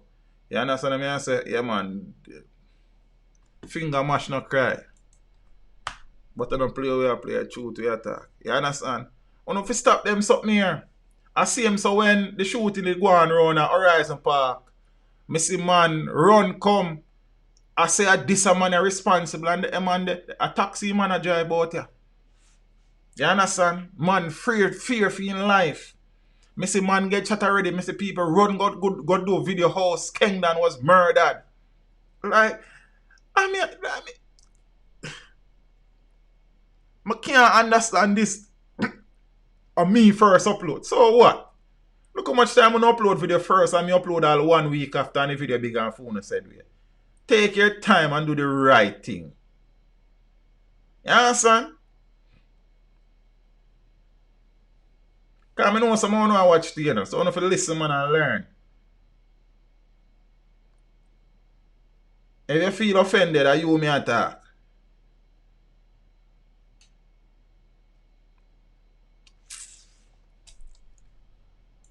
And we get up every day and we cuss politicians, enough of we as YouTubers. And we are behave worse than the politicians them sometimes. Because politicians been a mislead people for years. And we come and do the same thing when we are cuss politicians, but them are mislead people. And we are mislead people too. Eh? Right now we are mislead people more than the politicians them about here. Because you have some people around here, you know. You have some people who watch on channel, you can't tell them nothing about them YouTuber, you know. Them get, you see like how some people defend some artists about here, and some people are defend them YouTube. Even, look here, you see if teach them do something wrong, me don't want them to defend me. Wanna beat me too, man. Zine, don't come pretend like you don't know so me wrong. Me wrong. Zine, if I am not man enough to come out and say, yo viewers, here what go on. You know, I do something and I wrong up for do it, and I apologize and I ask the ones them for them forgiveness if it's possible. Wanna beat me, man. Wanna know so we wrong. And because, come on, man. You see me? Because the thing is, you know, me don't need nobody to tell me something wrong, you know.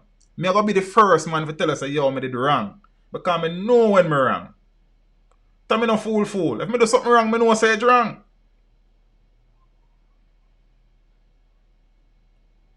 But yeah, just like you see, just like how people in Jamaica support politicians and artists, I saw a vlogging thing reach here, you know. You understand what I say? You can't talk nothing about a man vlogger, you know. A problem, you know, that me I tell you about you. See? No, I mean, if I no go some, because I say Rosie be running past somebody one time who call my name in a unsavory way in a video.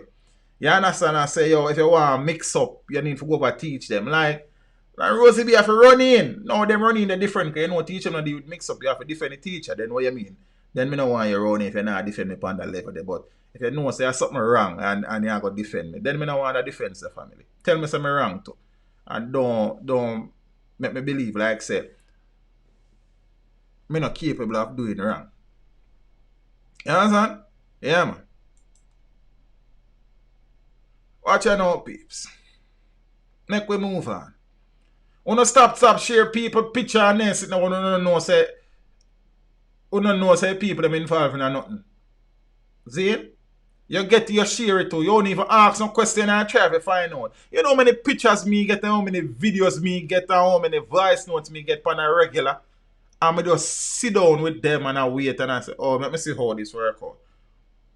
I don't need to run go make no video. I tell you, you know, I have worked hard enough down the years where I don't have to upload a video every day on this channel to survive, you know. I tell them that before. And hard work that is hard work.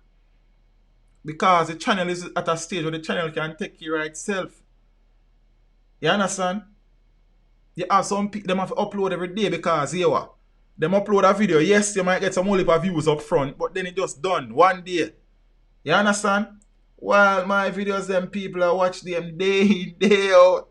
You see me? I say because you have to be wise. You have to be wise.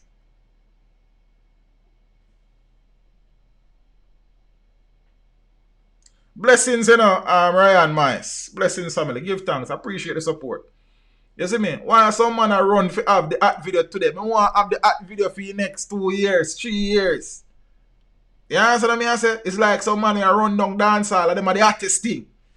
You understand? When nobody don't know them around one part or one place. People only know them at Jamaica and some parish too. Town and them place. Everybody don't know them down in Westmoreland and know from Portland and them places. You understand? I don't have to be the biggest YouTuber in Jamaica, you know. You understand? I want to be the biggest Jamaican YouTuber out in America and the UK and Canada and Cayman and Trinidad, Australia and them places there. Where CPM high and when people watch it, some expensive ads are run per mind. You don't think me a fool about that? You understand? I don't want to be like a channel where some local 16, 17-year-old are running my content. Yes, them a work. Then can contribute to my thing about ya. You're not a fool, man. You don't even know, you know. I'm not telling you no more of my secret them still. You understand? Teta Millie, then why would I do that? I don't call people name, brother. You understand? I don't call people name about here, brother. You don't never hear me do that. Yeah, working class me deal with. Big people. Big bank account and big purse and big wallet. Lunch money thing about here. I'm not a fool. I don't even know how to go. You know, no sense. Yeah. It should be there though. But can I move on, yeah? Yeah. Yes, sir. I reach us, by the way. I don't even know reach us. I'm not go back there. That place is not safe. Yeah, sir? It's not a safe place. Sorry, you can't get to do the ninja. Trust me, that would be in there. Never say never, brother. Never say never. You understand? Yeah, man. Hard work is a hell of a thing, you know. You never know. Never say never. See? Are you from Everdale? No, you know. But Everdale used to be my place one of them time. You understand? We must have some links in Everdale, but they kind of live near to Everdale one at a time and then sitting there. You see me? Alright, we shall we there now. I could talk about some foolishness we are going about here, sir. This picture is not very clear, but it was the only picture that was available. You understand? Daddy Get Up is the title of the article. 4-year-old and 6-year-old siblings traumatized after dad shot dead in Bull Bay. So Mikisha Walters was in tears yesterday as she related how her 4-year-old stepson tried to get a response from his father, Nathaniel Forbes, who lay dead on Beach Road in Bull Bay, St. Andrew, on Tuesday afternoon, the victim of a gunman's bullet. Eh? My teacher geography, my friend. The little one run got to him father and said, "Daddy, get up. Daddy, get up." Walters, the mother for 4 of Forbes' 7 children, told reporters from The Observer, pointing out that the 36-year-old was shot multiple times about 5:15 p.m. by a gunman who jogged away after committing the murder. When the car gone with him to hospital, them literally a run go out the road saying them a go look for them father. As somebody see them and draw them back, Walters said, adding the children have been left traumatized and in need of counseling. Walters could not give a motive for Forbes' murder, but said that he was no bad man or killer.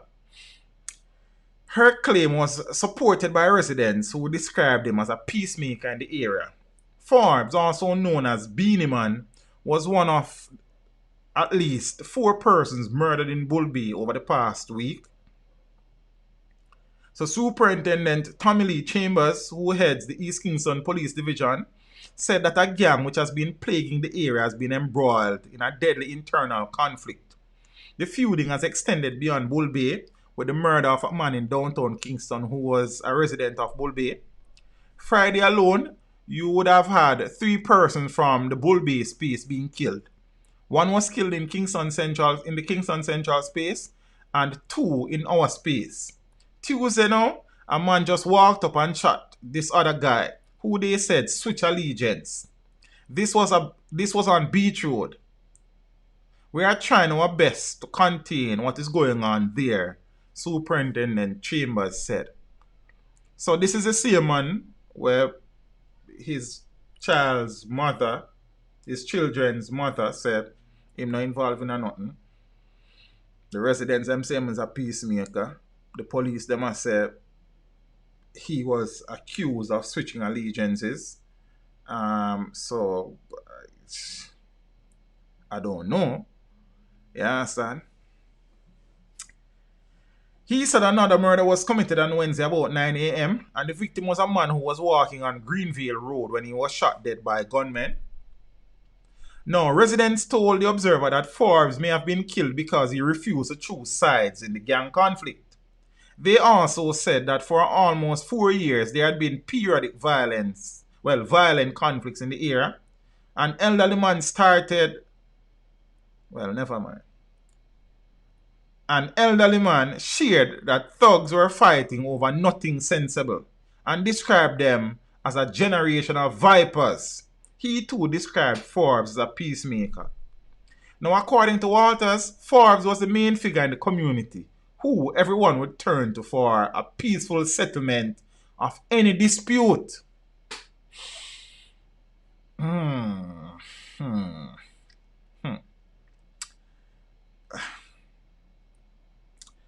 Forbes was the main figure in the community who everyone would turn to for a peaceful settlement of any dispute.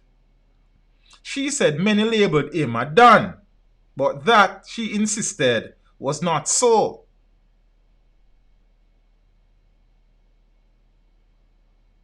She explained that he was always willing to use his influence for the betterment of Beach Road residents, oftentimes encouraging people to work for a living and not engaging in criminal activities.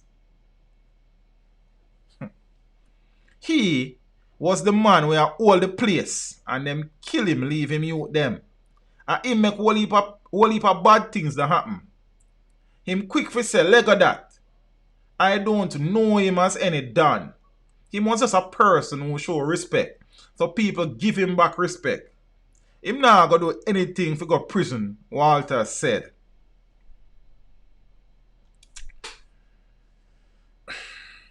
and him pave off the whole of the lane.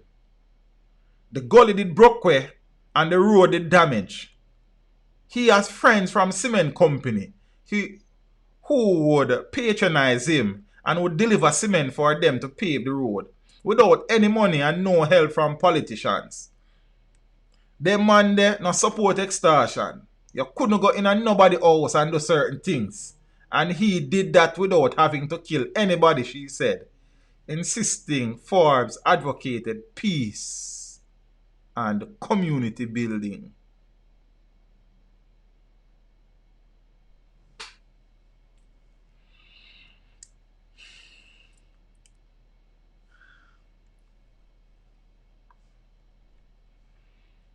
Said I had a close one yesterday. Jah put an angel over me. Be strong. And will a firm meditation. I am not a judge of anybody's character. However, listening these people, including his baby mother, the mother of his children, describing his influence in the community, they are saying that he's not a Don, and I hear them. However, it would seem to me like he's more of a Don than not a Don. You understand me, Don, man? That is just my observation, my analysis of the situation. I am not labeling him as a Don. But an era leader is a what though, frenzy? You understand me? I say, hey Tracy, how are you, Miss Simpson? It's good to see you. See me? Gangster rule 101. They always take out the strongest pillars in the communities. Art of war. Take out the generals.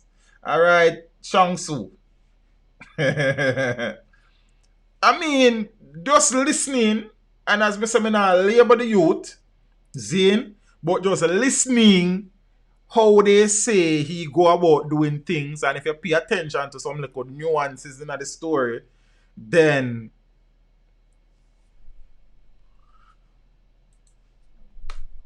yeah.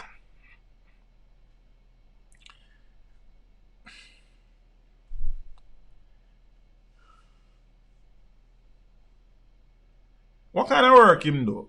How is he able to do some of these things that they say him do? Where him work?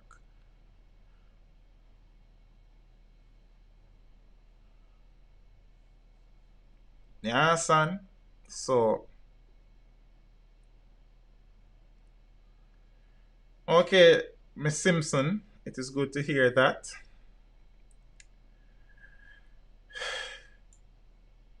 You're a mentor.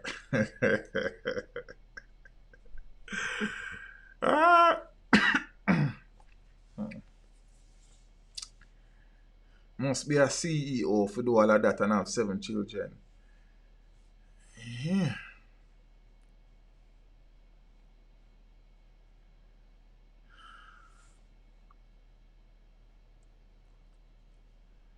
No, peeps. Beachy Stout has become Beachy Slim. Very trim from all the stress that is reaching him. Him fight some war and think he would then win. Based on police information, the man would have done a lot, committed many sins.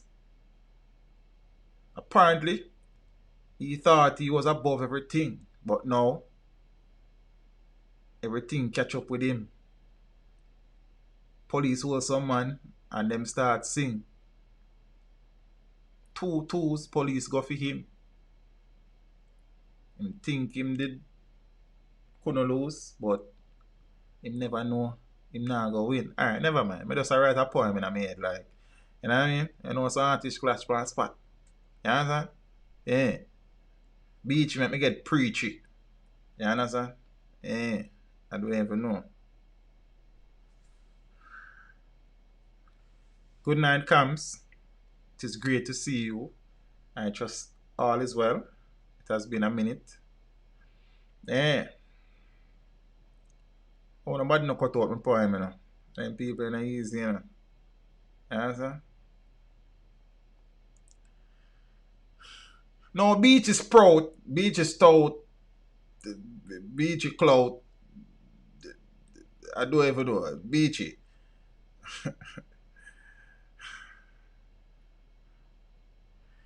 So I did this video that he was charged for the death of his first wife, I think on Monday. But lo and behold, I was not anticipating the revelations and tribulations that would have emerged after. Yeah. So Beachy Stout's first wife, Miss Merlene Hope MacDonald, affectionately called Petal, was killed on the 2nd of May 2009 after reaching home from her place of business. She got out of her car and she was pounced upon and shot to death. No one was ever arrested for her murder.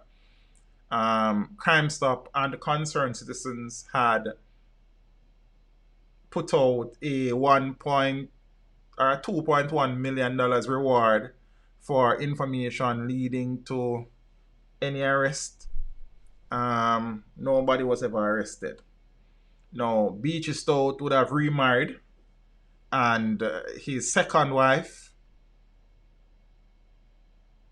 32-year-old Tonya MacDonald O.C. Sassy, was found dead in the burnt-out shell of her vehicle in the winds of the Sherwood Forest area of Portland on the 5th of June 2020, if memory serves me correctly. You see, I have done these stories so many times that I know the dates them now. Initially, nobody was arrested. Many sounds were being made around Portland. I remember I had a call-in stream and somebody from Portland called and read out Beachy file. But then, you see, Rosie did declare that night, they say, all views expressed by the callers are not the views of the Teach Them channel. Yeah, and then sitting there. I demanded to say some things. Turns out that practically all that he said in that call has come to pass. As he said that Beachy at the time had the Portland police in his pocket and in his socks. And then sitting there. Eventually, the police arrested Beachy and Azkaban and Denverlin. I think Denverlin near Minot Singh. You understand? And plead guilty and get mostly 18 years and them something there. So Beachy was charged for conspiracy to murder in his second wife's death. Also, I did a video that outlined a trail of blood surrounding Beachy. Beachy's son is in prison in the United States, a former military man for killing his Jamaican Portland wife. Tonia's mother and father were killed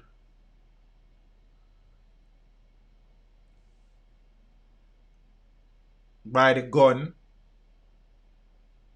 Beachy's first wife was murdered. His second wife was murdered. Other murder will soon come to that. Involved because apparently his nephew, who gave police a statement, turned up dead somewhere. Speculations have been rife about who may have killed him. And then something there. So Beachy surrounded by blood. You understand? Yeah. No, so we know all of them something there. Beachy, you know. And I'm using a different article from the one that I used to script the video. Which what that one said, Beachy allegedly paid policeman to orchestrate or plan the execution of his first wife. Wasn't Tony and brother killed too? I don't remember, you know. I don't remember. You understand? But I know that her father died, her mother died. But I don't remember if her brother was killed. The police dead. Yeah? Okay. All right.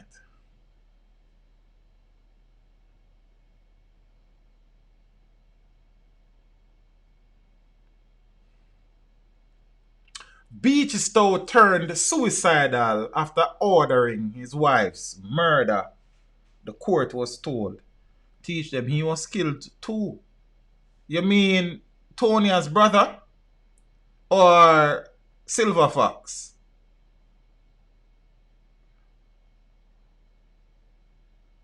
I am happy to hear that you're okay, Cams. I am okay as well. It's always good to see you.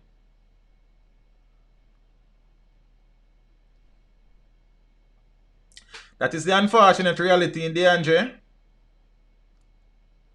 The Supreme Court on Wednesday heard startling allegations that well-known Portland businessman Everton McDonald had expressed regret after the murder of his first wife and wished he could bring her back and retrieve the money he had allegedly paid a detective to orchestrate the killing.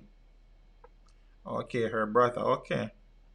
Top Mark said she have no brother, but Angela and Rosie are say her brother. Interesting, I'm not sure. Zane? I wish I could have collected my money from the detective. The detective name was given in the other article. You understand? So, I don't know. Why not in this? And get back my money. My sorry, my killer. One of the witnesses recalled being told by the accused 6 years after the murder of his wife, Merlene.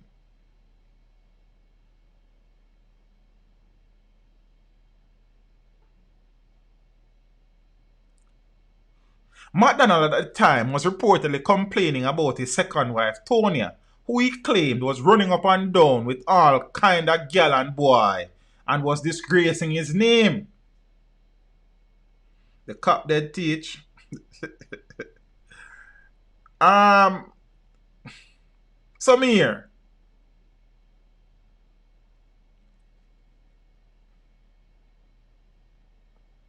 The witness in his statement, which was read in court, however, said he turned to the accuser and said, Mr. Mac, and are you killer? A gunman killer? McDonald reportedly responded by saying, no, me pay for killer because she did a go leave me and me can't afford for anybody else get her.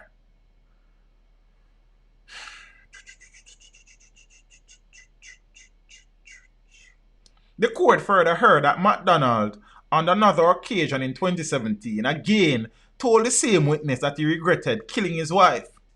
McDonald's wife, who the court heard had left the matrimonial home in 2007 after her marriage broke down, was killed on the 2nd of May 2009, as I said earlier, after she was pounced on by a gunman and shot after arriving home at her Bournebrook Crescent, Portland home.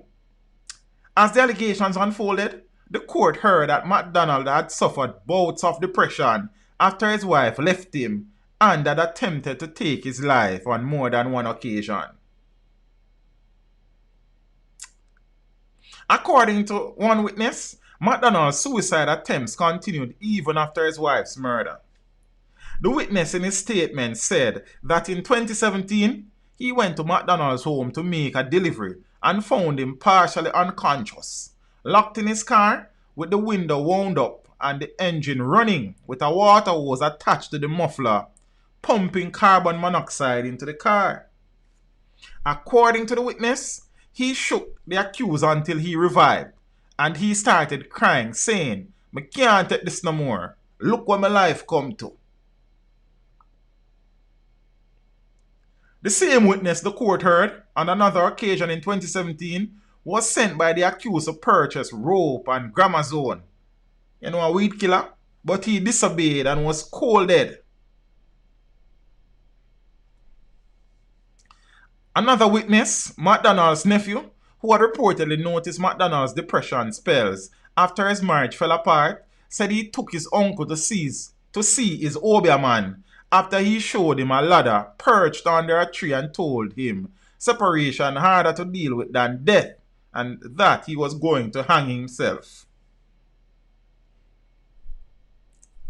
That witness, who is now deceased, told the police in a statement that his uncle told him that he was going to shoot his wife, but he told him that was unnecessary.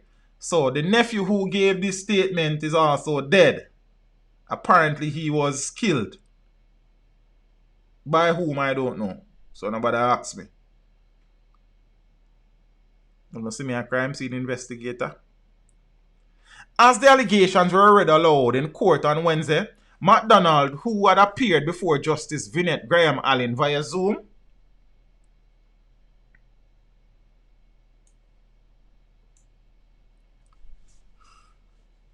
look at a girl nice though. But then that's the next story for your next time. You understand? Me always say ugly man have the nicest girls, you know. Long time from boy, me I say that and I say some man will say, I want him turn and get that girl there. But me always tell you one thing still, the pretty girl them, they're lonely. Cause none of man no call to them, you know. Because the man them intimidated by them. So they're lonely. Normally, the first one I call to a pretty girl get her, you know, cause no man not call to her, they're afraid. But long story short, me gone again. Nah, straight funny thing. You understand? Yeah. Cause you know that's a very good statement and I've been asking myself that very same question, you know. You understand? Ugly man always rich. And that's why my life rough, so. Ugly man rich. I see. Teach them. I saw them used to say about you. Say, me ugly and me have a girl them. Me never have no girl. I don't know where you get that from. Me not tell you say ugly man them have to go like a girl them. You know here. You can't trick me, Kerry. You understand? Yeah. She is 32-year-old Tessie. You know what I mean? She look young. She 32. Young filly. You understand? Alright, but make we move on. Cause I not reach us. I don't like it here. Alright, make we do that something here. So, as the allegations were read aloud in court on Wednesday, MacDonald, who had appeared before Justice Vinette Graham Allen via Zoom from the Horizon Remand Center in Kingston, folded his arms throughout the proceedings as he sat and listened. It's not in court. It's not him that it's him, you know, but it's not the way I'm just sitting and listening. I came on a spark in the day, I'll watch some ass. That's the next story for your next time. You understand? Remember one time, I remember one man named Cliff Williams. Cliff Williams in name, he used to report on race horse on TVG on Sunday. And one man said then, this man has spent so much time running ass and start look like them. I ain't too pleased with the statement still, but I don't know if Beachy spent too much time running ass them too. But alright, next time. His lawyer, Matthew Hyatt, however, informed the court that he intended to make a bail application on the 22nd of March. The accused was remanded. Now, MacDonald is also on a conspiracy to murder charge in connection with the August 2020 murder of his second wife, Tonya. That matter will also be mentioned on the 22nd of March. And I want to know the rest of the story. You understand? I need to get into that. Notably, he's also being represented by Bert Samuels. You understand? Yeah. Yeah, man.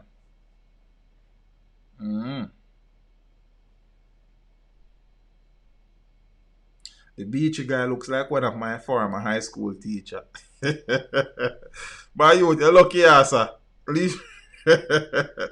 when he was a teacher, Ruel, peeps, the Beachy Stout thing, I suspect is not over by a long shot.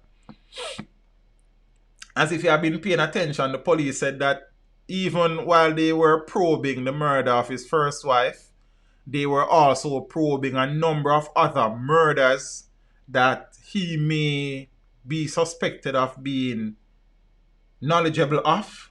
So I think that the Beachy story is not over. And people are saying, why I'm never just killing himself? Zane? I suppose the universe not done with him yet and him probably have to go suffer. You understand? So, I don't know Rasta. You understand? Yeah.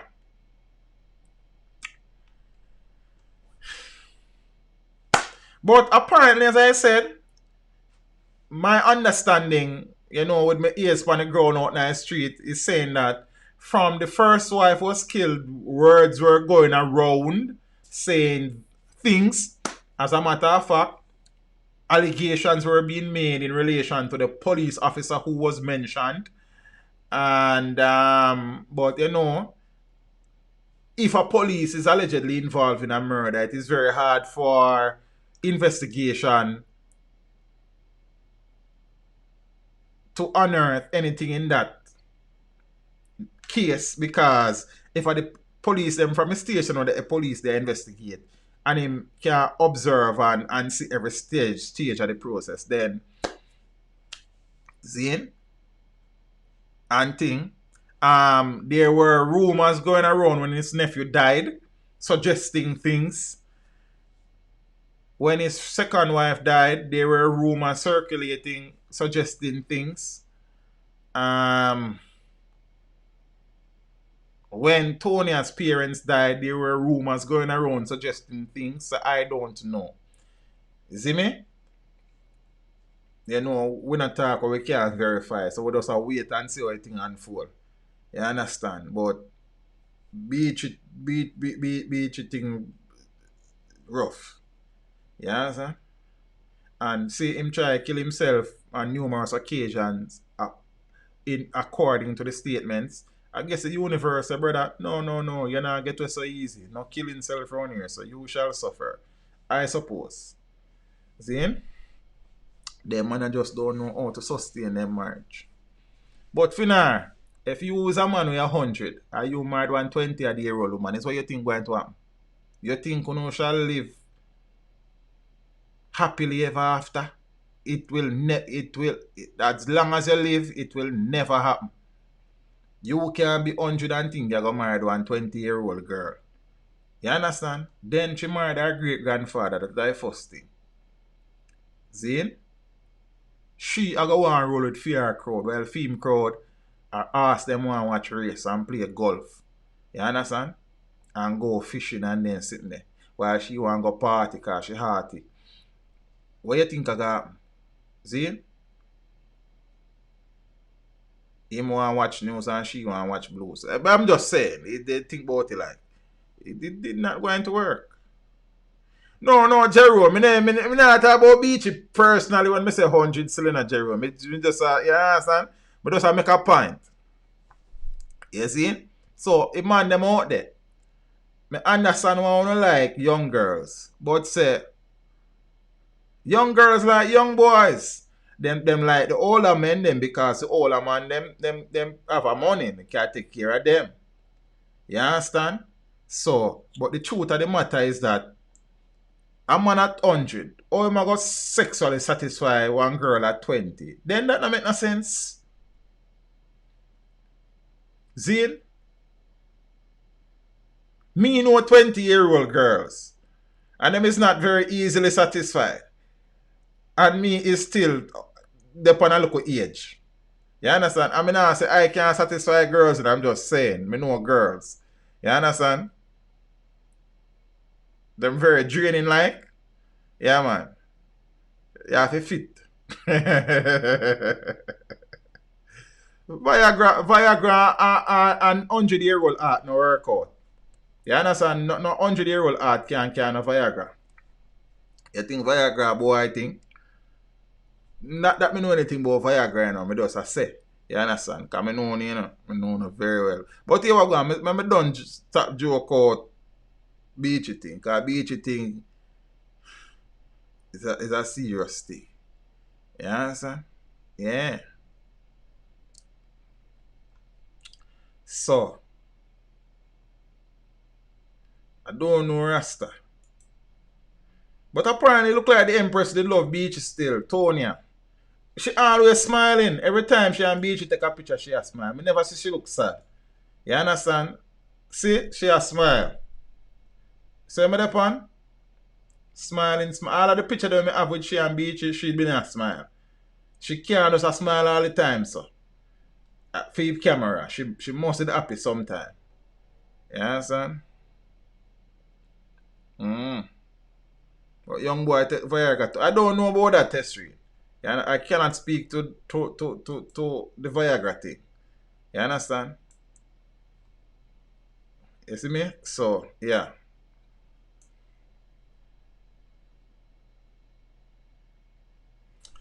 Why if you teach it about young girls? Oh, but you understand? Mr. Navlet Grant, where I go on? Everything good?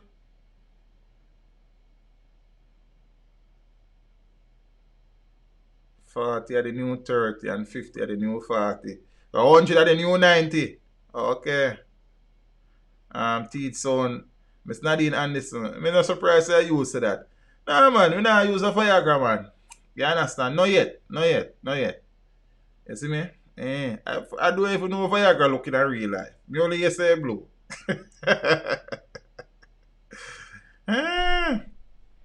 Big up yourself, Miss Anderson. You're alright. She a smile. He is like Kim Jong-un. No, Kim Jong-il. Kim Jong-un. I don't even know which one different. You understand? It give me uncle a heart attack. Viagra good if your heart good. Oh, that's how you think of DS. Alright, I see I heard. DS look like him have some Viagra experience. I don't know. Bro God say kill your uncle. He give your uncle a heart attack. Then catch heart attack. You understand? Yeah. Auntie. Alright. I don't know. No man, it could be vagina Jerome, so you don't know, you can't burn out the V them. It could be virgin. You understand? Then a good V them there. You understand? Yeah man. Could be virile. That's a good V. You see me? But like vaccine and Viagra with them V them we not use them V them right now.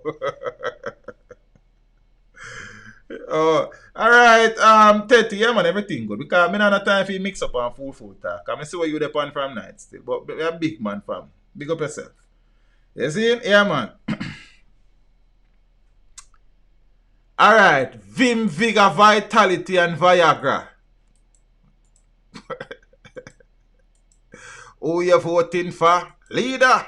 Who you voting for? Breeder. Who don't even remember them election song there, you know? When them ask blinds, what keeps you going? The man say, I'm filled with vim, vigor, vitality. The man never say Viagra. People are the thing. People are wicked, you know. I think people easy about ya. Roadstar, I want to know my age. Me is a young youth, sir. Yeah, that is my age. Me is a young youth. Them say only half of the pill you must take. Then can't take it half, man. Be good, man. You understand what I say? Yeah. Why test you know you know so much about Viagra? If you're a young girl, 2 guineas real quick and run in.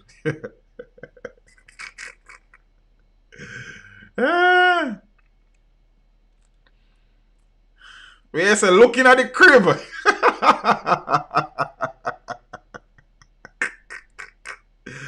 Yeah. No, I don't know how the article reach so far down here so still. I did a video about it, but that's something we have to talk about. Rum punch. Brother, no mix boom with nothing here, sir. Yeah, we boom up. Boom, no. Right now, I get to understand, so you do even for consume boom. So watch the mix up with boom there, you understand? You mix boom with gunpowder, then the explosion, that family, that no wise, that not safe. So easy with the boom. Yo, the man, them just got jog and work out, yeah, so I eat healthy. You understand? And talk to me about Guinness and this. You know how much Guinness I drink in my life? Guinness don't do nothing for you. You understand? Unless I junk, you junk, and you do a junk run. That make no sense. You understand? Guinness me drink. You understand? And I don't know what Guinness do. You understand? It just give a look of vibe. Yeah, they are drinking some Guinness, but me don't know that Guinness. Me always say the matter about Guinness. Man, then go work out here, sir. I eat good food. You understand? And things. But Jay say high protein and you're good. Yo, Tamal, Wagwan, youth, everything good? Big up yourself. Alright. 119 murders in January alone. Now, mark you, this is not necessarily the month that have recorded the highest number of murders in the history of the country. But the reality is that a month, 31 days, that recording 119 murders is a cause for concern. You understand? Somebody say, one woman are you good.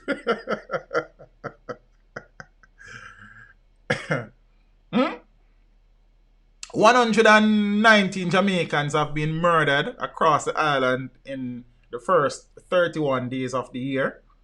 That is according to the periodic crime statistics of the Jamaica Constabulary Force, which has noted a slight increase in murders.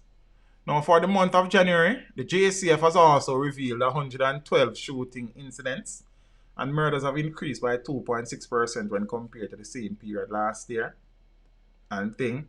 Now, for the month of January 2020, 116 people were killed. So, for 2019 in January, there were 3 more murders. Now, St. James continued to lead, where there were 19 murders. And the parish also recorded the biggest jump in murder numbers for 2021 when compared to the same period last year, where only 5 people were murdered for the month of January in St. James last year versus 19 this year. So 14 more people were killed in St. James for January this year when compared to January last year. And thing. So the jump represents a 280% increase in murders for the parish, and the Western Parish was followed closely by a number of corporate area police divisions. In St. Andrew South, 18 people were killed. There were 15 murders in Kingston Western, 14 in Kingston Central, St. Catherine North rounds out the top 5 with 8 murders. Shootings are also up. And these things... And February no start no better than idea, you know. You see me? These things are gravely concerning. And we hear a lot of talk. I listened to the press conference from the security personnel the other day, and not many new things were said. I constantly hear the Minister of National Security speak, and while things are being done, enough is not being done. I don't know that we are really and truly as serious about crime as we need to be. The truth is, the police force will never be able to stop every crime, but we want a reduction in crime. More than appreciate that. See, I spoke about it on Sunday night, and I told you that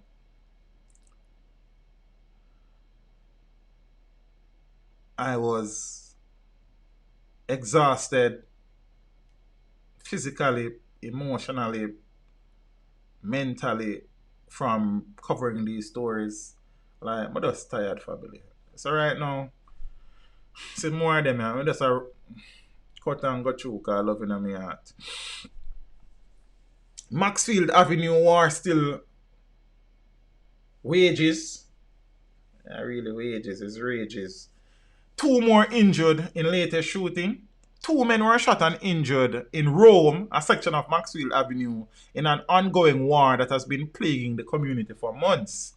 Now, according to reports from the St. Andrew Central Police, the men were hit when gunmen traveling in a car sprayed the air with bullets. An officer on the scene said the incident stems from an ongoing gang war between Rome and William Lane. Gang war.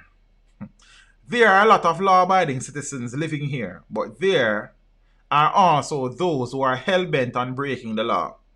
The people from both ends are very afraid, and we are usually doing constant patrols in these zones, but the criminals are sometimes ahead of us. We will continue to patrol the space, an officer said. So other than a few persons who peeked over their fences as detectives processed the crime scene, there was hardly anyone in sight. Several businesses along Nelson Road, Russell Road and Rosetown was shut tight, and the ones Lively Sports and And the ones, lively spots are currently vacant of humans. A bar operator said that she has not opened her establishment for over a week. Everybody afraid. And we all know it's a bar a easy target for the man them. So it better me lose money than life. Fear. People them now come out either. So it no make no sense me open. Right now, me just hope the landlord understand. Because not even dog now push out at daytime. Because them afraid too. Now, despite zone of special operation checkpoints, Maxwell Avenue has been crippled by gang warfare for some time. Several persons have been killed since the start of the year, including a triple murder on Lincoln Avenue last month. Now, a resident of Rome said many innocent persons have become victims. When them not care who them say, them just fire. 2 man them got shot this morning. A innocent youth them. And I know others who dead when I know where them dead for. The amount of shot me here this morning, I think about 1,000 people dead. That show you say, them not care who them lick down, she said. Ah, boy.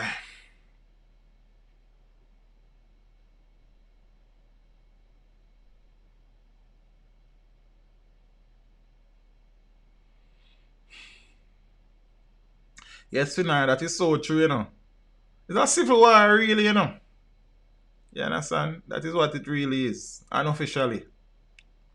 You see me? Yeah, man. And I know, say, I don't know that there's any truth to that article in a speed, because I saw a counter article where somebody who is related, who's a part of the industry, said there was no such shortage, so I don't know. I really don't know, but I saw that article as well and thing, so we don't know. But then you know we shot because most are not exported, sir. I don't know. I'm just saying. Yeah.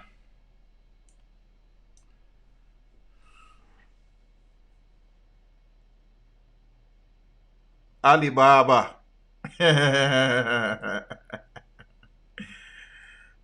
Me not even want to talk about a crime thing no more. God no. I mean, this is crime, but it's not really murder. I just poor people money them murder about it. See?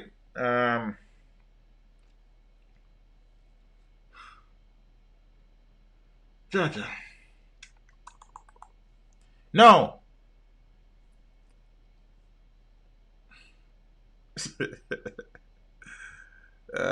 Sir.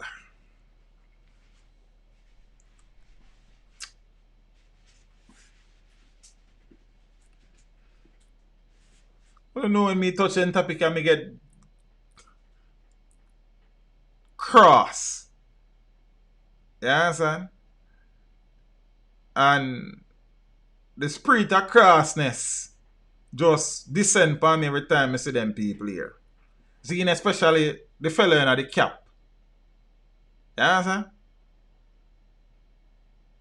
One man who disrespect teachers for how long and treat teachers like we are criminal and call we extortionists and all sort of things. Eh?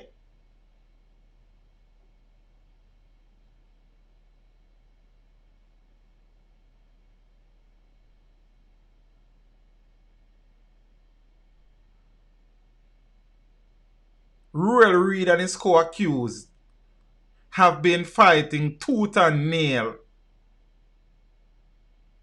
to not face the courts. They have applied and appealed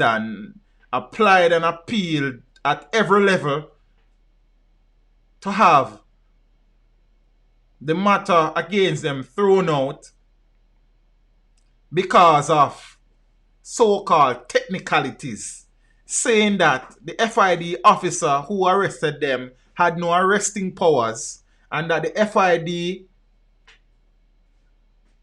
is not an agency that has that authority. Now, have nothing to do whether them guilty or innocent, you know. We were arrested by the wrong people. That is the defense. They have asked for a judicial review. They have asked for the matter to be thrown out. They have asked them, say them got privy council now. So they are doing everything legally available to them to frustrate the process, to drag it out, or ultimately to get the matter thrown out. And not because I am innocent, but because the man will arrest me and the agency will arrest me shouldn't arrest me. You wild man, the wild one, has been saying a lot of things publicly, privately, in court, out of court. Every time him say a microphone, him get talkative. You understand? He has been using the Indicom ruling, where the Privy Council ruled that Indicom, or the Court of Appeals, Finar, correct me, ruled that Indicom has no power of arrest and is not able to arrest a police officer.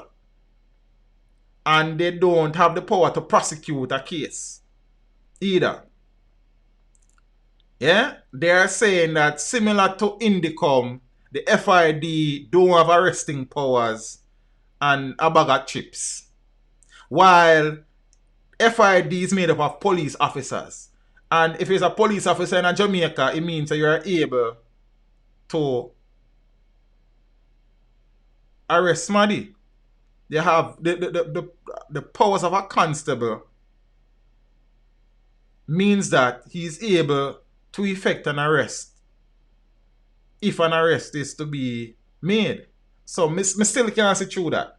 The Chief Justice, in one of the appeals that they did, said that there is enough I don't remember enough what available to them at the lower court levels in versus wanting to get the thing thrown out and something. So everyone them go maca joke them.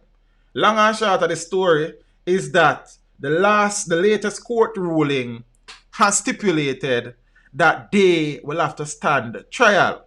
But knowing them are going to find one next way for appeal. Reid and Pinnock and the rest of co-accused still challenging the FID Act in Privy Council, but we'll soon get to that. So judge rules that Ruel Reid CMU case must go to trial. Then you see that judge there, all this. As a matter of fact, all one. I want to drop some liquor emoji there. I want to buy a judge some liquor there. His hands and judge, all that.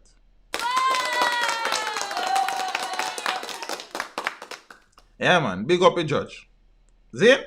Chief Parish Judge Chester Crooks has ruled that former Education Minister Ruel Reid, Caribbean Maritime University President Professor Fritz Pinnock, and their 3 co-accused have a fraud case to answer, and the matter is to proceed to trial.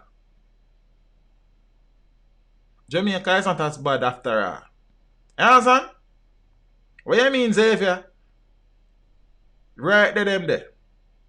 Crooks made the ruling earlier in the week when the accused appeared in the Kingston and St. Andrew Parish Court. I think it was on the 4th yesterday.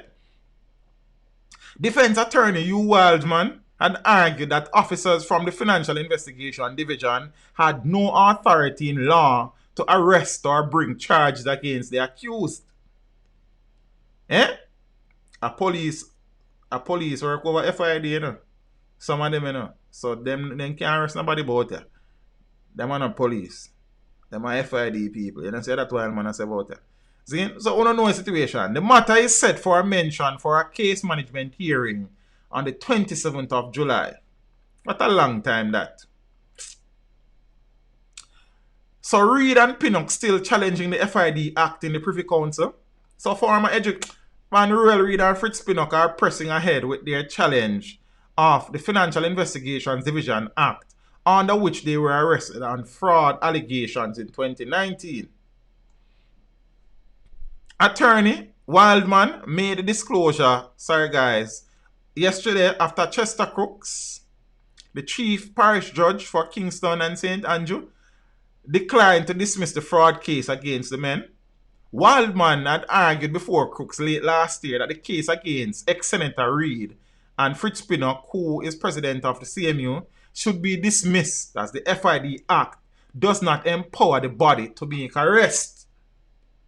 He said the FID is purely an investigative body. We maintain that the FID Act is not a criminal statute that authorizes any authorized officer, which a police officer is, acting under the Act to pursue any criminal charges, Wildman told reporters after court. Wildman talk a lot. Had Crooks ruled in favor of Reid and Pinnock, the fraud case against both men, along with Reid's wife Sharon, his daughter Sharel, and JLP counsel for Brownstone, Kim Brown Lawrence, would have been dismissed. Just like that. Trip. $50 million plus many other millions. Just like that. Instead, the matter is now set for case management on the 27th of July, which is a prelude to trial. The accused were charged in October of 2019 on allegations that millions of dollars were defrauded from both the Ministry of Education and the CMU. After court yesterday, Wildman expressed to reporters his disappointment with the ruling, in addition to the fact that Crooks did not provide reasons, neither written nor oral, for his decision. Okay, Wildman said, let me say that I am in profound disagreement with the ruling.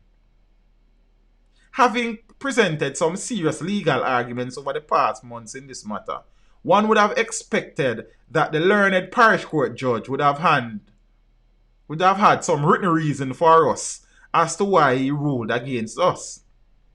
Still, Wildman said that the judge's reasons were not needed to challenge the FID Act in the UK-based Privy Council, which is Jamaica's final appellate court. He said an application seeking leave to go to the Privy Council is currently before the Court of Appeal in downtown. Now, the Court of Appeal dismiss it. I said publicly, I hope the Court of Appeal says no. On the go court at Jamaica. You understand? But then the Court of Appeal generally give people the opportunity to go to Privy Council still. The accused are seeking to challenge the FID Act in the Privy Council because the Supreme Court last year dismissed arguments similar to those made before Crooks in the parish court. Wildman noted that Chief Justice Brian Sykes had agreed with his arguments almost 99%, but did not rule in favor of the applicants because there was no evidence at the time that the police were acting under the FID Act as authorized agents when they made the arrest. I think Mr. Wildman's statement here is a little bit disingenuous, but I'll leave it there. He said that this evidence is now available and was even presented to the parish court, which regrettably failed to dismiss the case against the accused persons. Wildman added, we think that it warrants further consideration at the highest level. I don't think we should just leave it at that. I think that there are serious legal issues to be dealt with here as the jurisdiction of the FID and authorized officers. Oh, that is the only serious issue. So the issue of taxpayers' money disappearing in thin air is not serious legal issues, sir. So the only issue that would be litigated now would be the question of the jurisdiction of the FID, whether they have the power to charge anybody. So if your clients are so innocent, make them go to court. If they are so innocent, why do you need to expend so much resources to pursue the thing at the Privy Council level? If the man them innocent as they proclaim they are, allow the justice system to run its course. Allow the men to stand trial, seeing that they are so innocent. What is the worry? You are telling me that a court in Jamaica, Zane, will find Ruel, Reid and Fritz Pinnock guilty if they are innocent? I doubt it. Make them go to court if they are so innocent. What is there to hide? Why is so much effort being expended and resources at just saying the wrong people them arrest with, instead of saying we are innocent? Eh? That is it enough.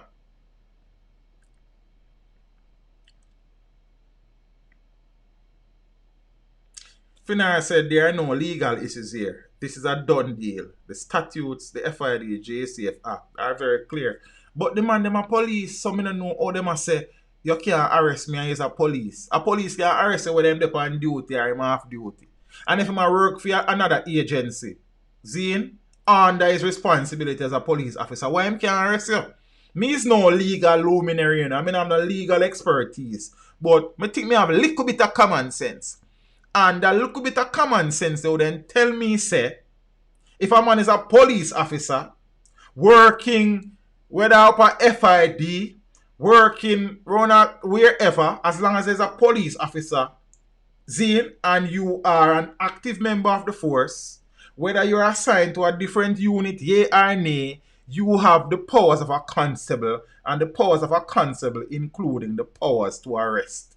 Then, me, as me say, I have no legal training, but me look up common sense. I tell me say, if one police officer I work for the FID and him arrest you, him have the authority to arrest you. I could be wrong, but I just saw me analyze it. You understand? No one say, me no know. They have citizens arrest. So why a police officer working for the FID can arrest if you have citizens arrest? So if the man them so innocent, then go to court. That me I say. Why this convoluted, resource draining rigmarole circus if we innocent? The FID has both constables and detectives who has the power to arrest.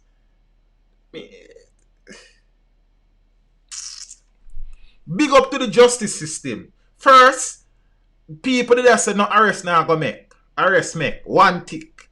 Next, them did they go say the matter now go reach trial. One tick, trial ago. You understand? People there say, not now come out here. Mark off their X there. We don't know what come out yet, but it thing a progress.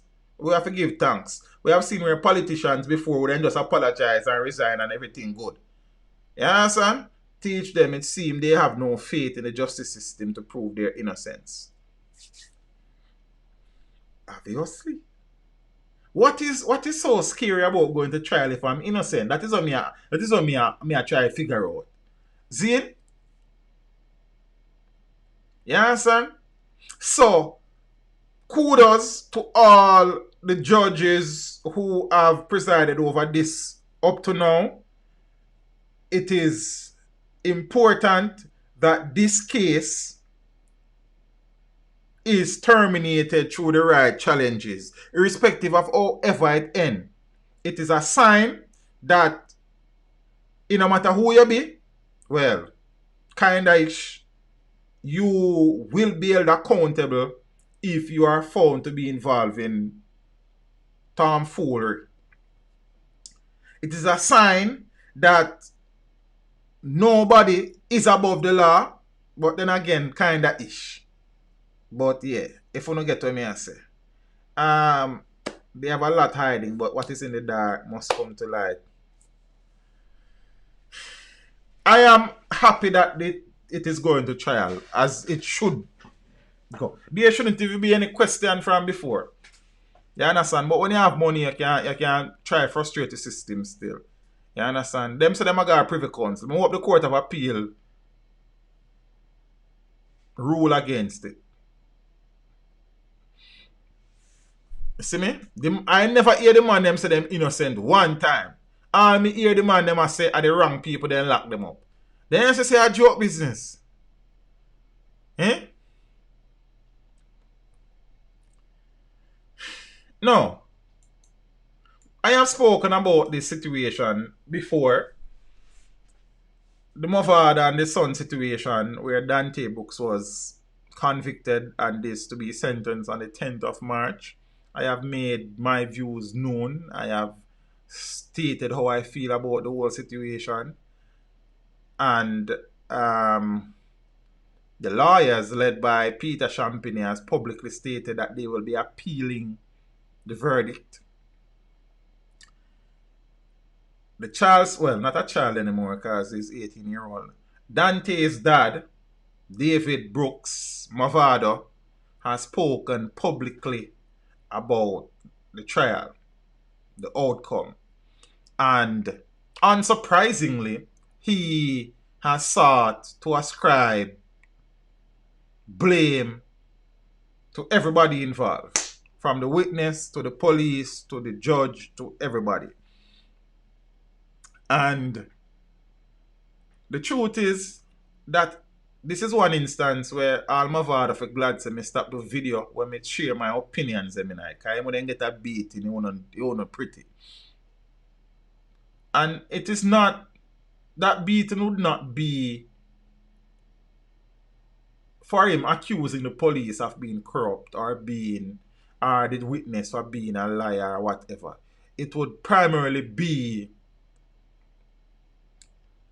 trying to be a parent when it is too late. And again, me know say me saying this, people are get offended again because you talk about them artists. And nobody know to talk about a man artist in a wrong way, in a way where them not prove. So I know people are go vex. But that's fine. And I did the video scripted, so I did not go through his post word for word, but I'll read his post. Really would like to express my gratitude to all the fans, friends, and family who said positive and encouraging words throughout this terrible time. Corruption, corruption, corruption. Jano Star. Some people are so effing wicked. How could a man change his statement over 4 times? Even went on the stand and said that the police altered his statement. The police came to my home and took my son from my house in Norbrook, locked up 5 other family members for no reason, which resulted in 2 of my family members losing their jobs because they were in jail for days without any charges. This man also went on the stand and said that these same police officers who carried out the arrest of my son and my family from my home are working for me, and he feared his life. The same man who claimed he feared his life still gave over 14 pages of statements. The inconsistencies in this man's statement only shed light on the corruption. But I promise to fight for the lives of these 2 innocent youths. It is like my son was found guilty before trial. But I am going to point out everything and the injustice one day at a time. Now,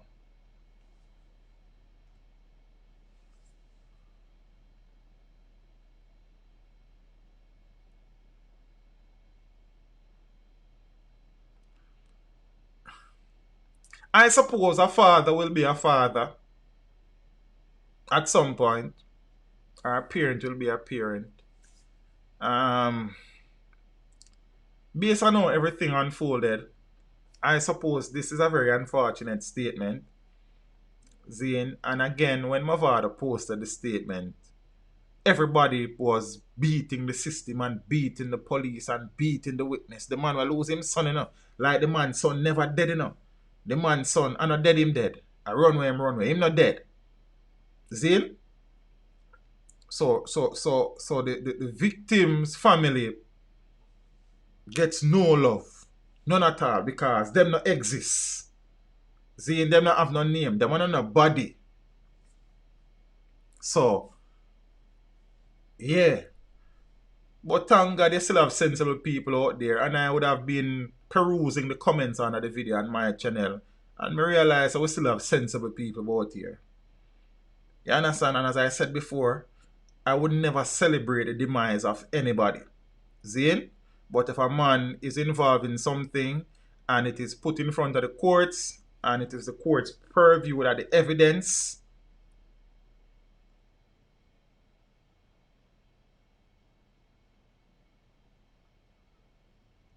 that the evidence is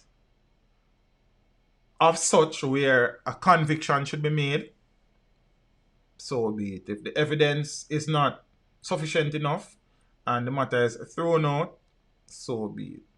However, and I said it already and I'll say it again, Mavado's attempt at daddying has come way too late.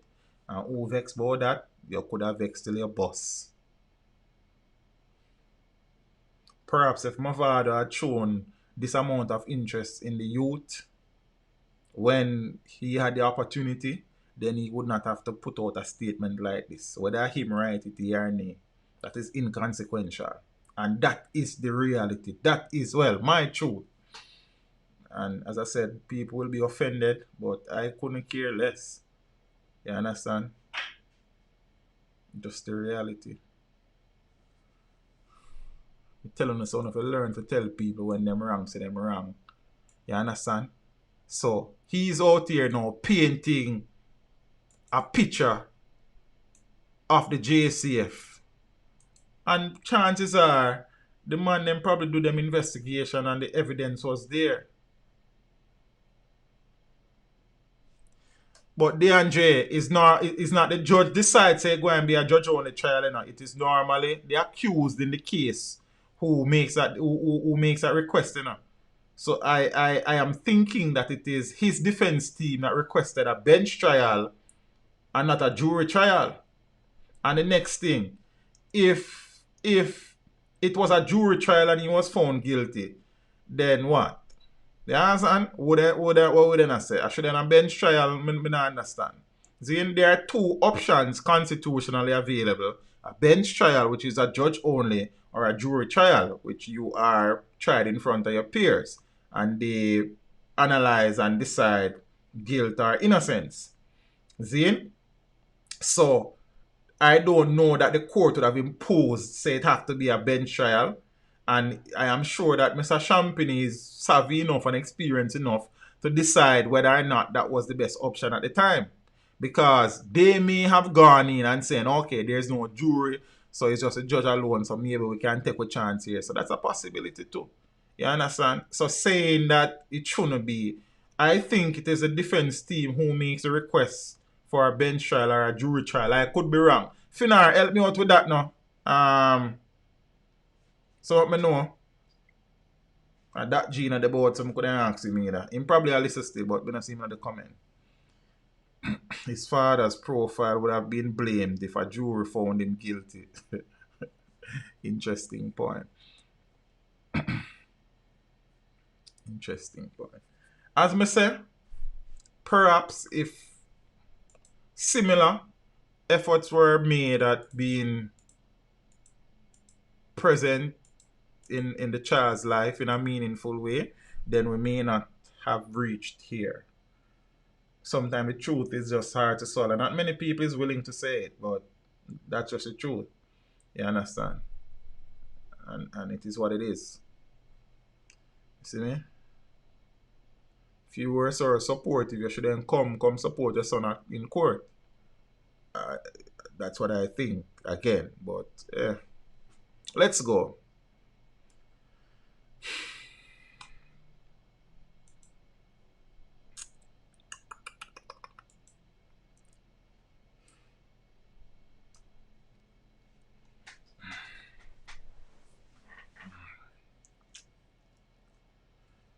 Tommy Lee to stand trial on the 24th of March.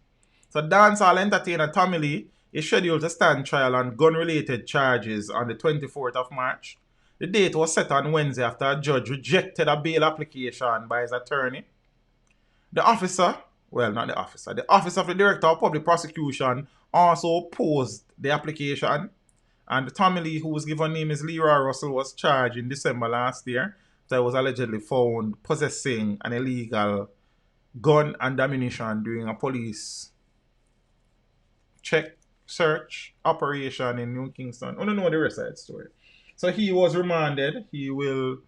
His trial is slated to commence on the 24th of March. But we know them things here go. And thing. Yeah. I saw an article where some interview was done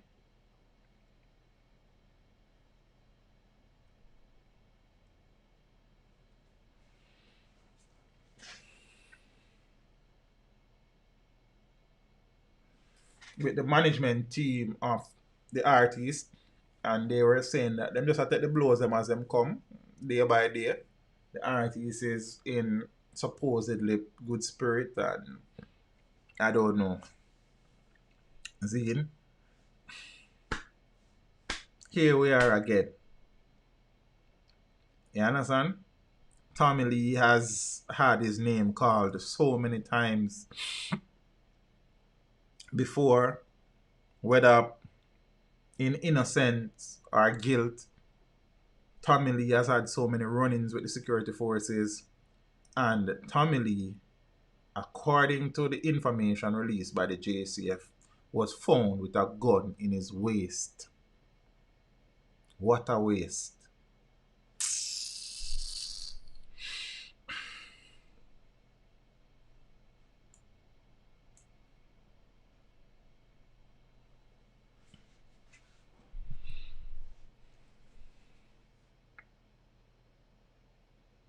Dumb chocolate that in the background.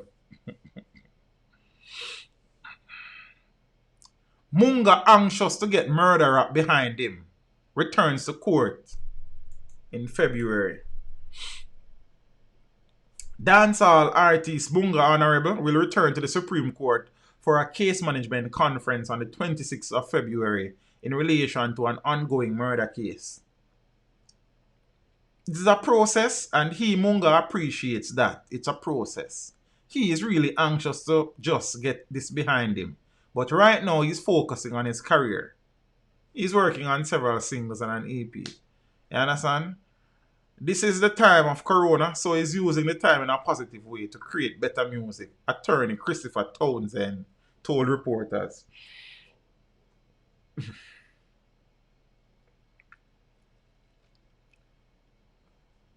Munga Honorable, whose given name is Damian Roden, is charged in connection with the February 2017 murder of Cleveland Smith, who was shot dead along Mullines Road, Kingston 20, about 1 a.m. on the day in question. The murder case has been in case management for several months. Munga has moved away from the gangster image, and he is singing different songs, creating more of a positive vibe, Townsend noted. Asked whether he was concerned that certain bloggers like Mr. Vegas, a cousin of the accused, could make pronouncement on the case in the public arena, Townsend responded, "We have some issues with how he has made comments in the past. We understand that he is angry, but that doesn't give anyone the right to make pronouncements when they don't know the facts." Townsend warned that he would not countenance any attempts to disparage his client's reputation. "We operate in an arena where you are innocent until proven guilty. If he, Mr. Vegas, makes comments which are inconsistent with the truth as played out in a court of law, we would have to call a third party to look at Mr. Vegas and take corrective measures. If his comments cause damage to the reputation of Munga, and we are sure that Mr. Vegas will be in a position to pay," Townsend said. Munga, whose career spans nearly 2 decades, got his break in 2005 when he teamed up with producer Dan Carleone. Among his tracks are In My Arms, Flipping Rhymes, Bad From the Barn, and his recent single, Nah Mad Over. "A boy like me nah mad, no. Me nah mad over no girl." You understand? Cartel did say in one song, "All when me broke, no rich girl can clone me. I'm mad, me left that wealthy and lonely." Cartel, boy, such a talent, Jaja. So Munga is anxious, and he will return to court on the 26th of February for a case management. Yeah, so I don't know. I don't know. Dancehall again in front of the courts. The music in front of the courts. The music is incarcerated. The music is in front of the courts. The music get another black eye. You understand? The music. The music. So let's wait and see how these things develop and unravel. And we see where the chips fall. As you know the thing go. You understand? But I mean, I know. As Richie said earlier, before the stream started, in the comments, that looking at the thumbnail, you would think it is entertainment report, eh?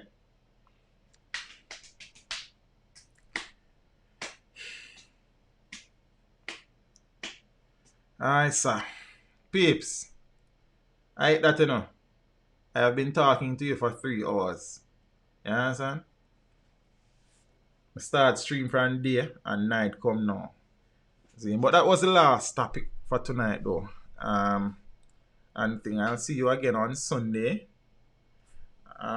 Me there try figure out. Me tell them, somebody said to me the other night, say me hear say interview Johnny P and me laugh. And me say, yeah man, me interview Johnny P. I want to tell you say Johnny P interview is about 3.5 hours. Zine? And normally when I go out and do an interview, the first thing I do when I get home is dump the footage on my hard drive. And for some strange reason, I never do it that time. I think I did that interview last Thursday. And I think it was Monday morning I was dumping the footage because I did prepare myself for an interview when we then have Monday evening.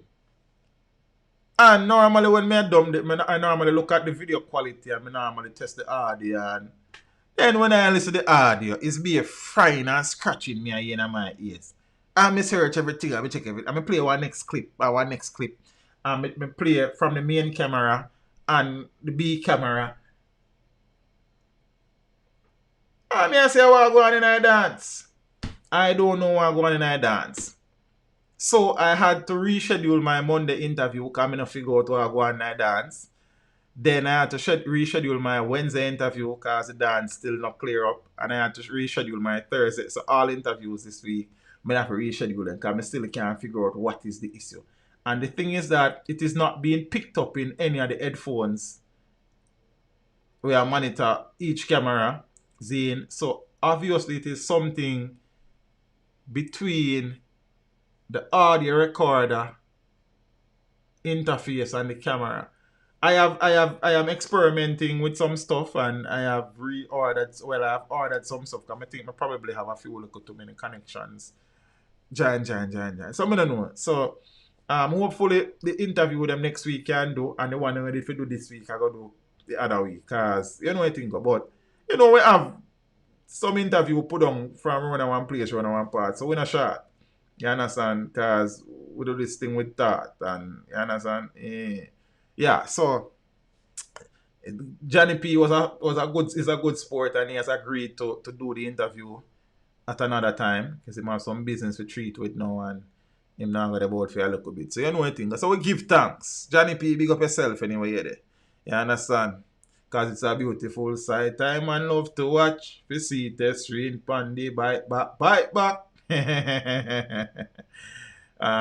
Peeps, big up on yourself here. Give thanks. We appreciate the support. See, interview Tuesday. You understand? Big interview. Bugle. You understand? If you blame life, you blame who give it. So don't blame life, blame the way oh you live it. Father God never sleep him wake, him no make mistake. So blame it on your friends and your surrounding when you fake. You understand what I say? Yeah man. Cause I don't worry about pagans. Me don't see them through me Ray-Bans. I don't worry about roaches. Because me don't have me bagans. I don't worry about life. But me worry about date. Me no worry about we gone already. But me worry about I wanna go on yet. Cause Jaja have a plan for every man. That's why me no worry about no man. When me do a stay focused, stay strong, pay attention to the journey where me depend. You understand? People always go say develop negative in a positive today. Hey, they just always talking about the time when you lose and the time when you quit. Hey. Alright, me done. Me gone. Peeps, big up on yourself. Enjoy on the weekend. You don't know the foolishness we are going about the place. You know why? The people them with the America. You don't know about have no argument with nobody if you don't shuffle snow. You don't know it's snow thing too. You understand? Make the snow melt when it melt. Cause right now, yeah man them cool. You understand? Me see people that get shot in them mall. And then sitting there. Gun done, man, go for next gun and done next gun and every I don't even know Rasta. Look at snow. So when you watch a snow shoveling business there, sir. Cause you know look safe. Be careful.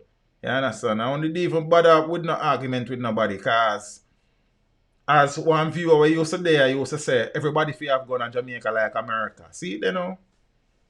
See there? In Jamaica, you want everybody got gun? As a man tell a man about him, mother man, don't move. Don't move till me come back. And some man now moving, I don't tell himself me there anyway.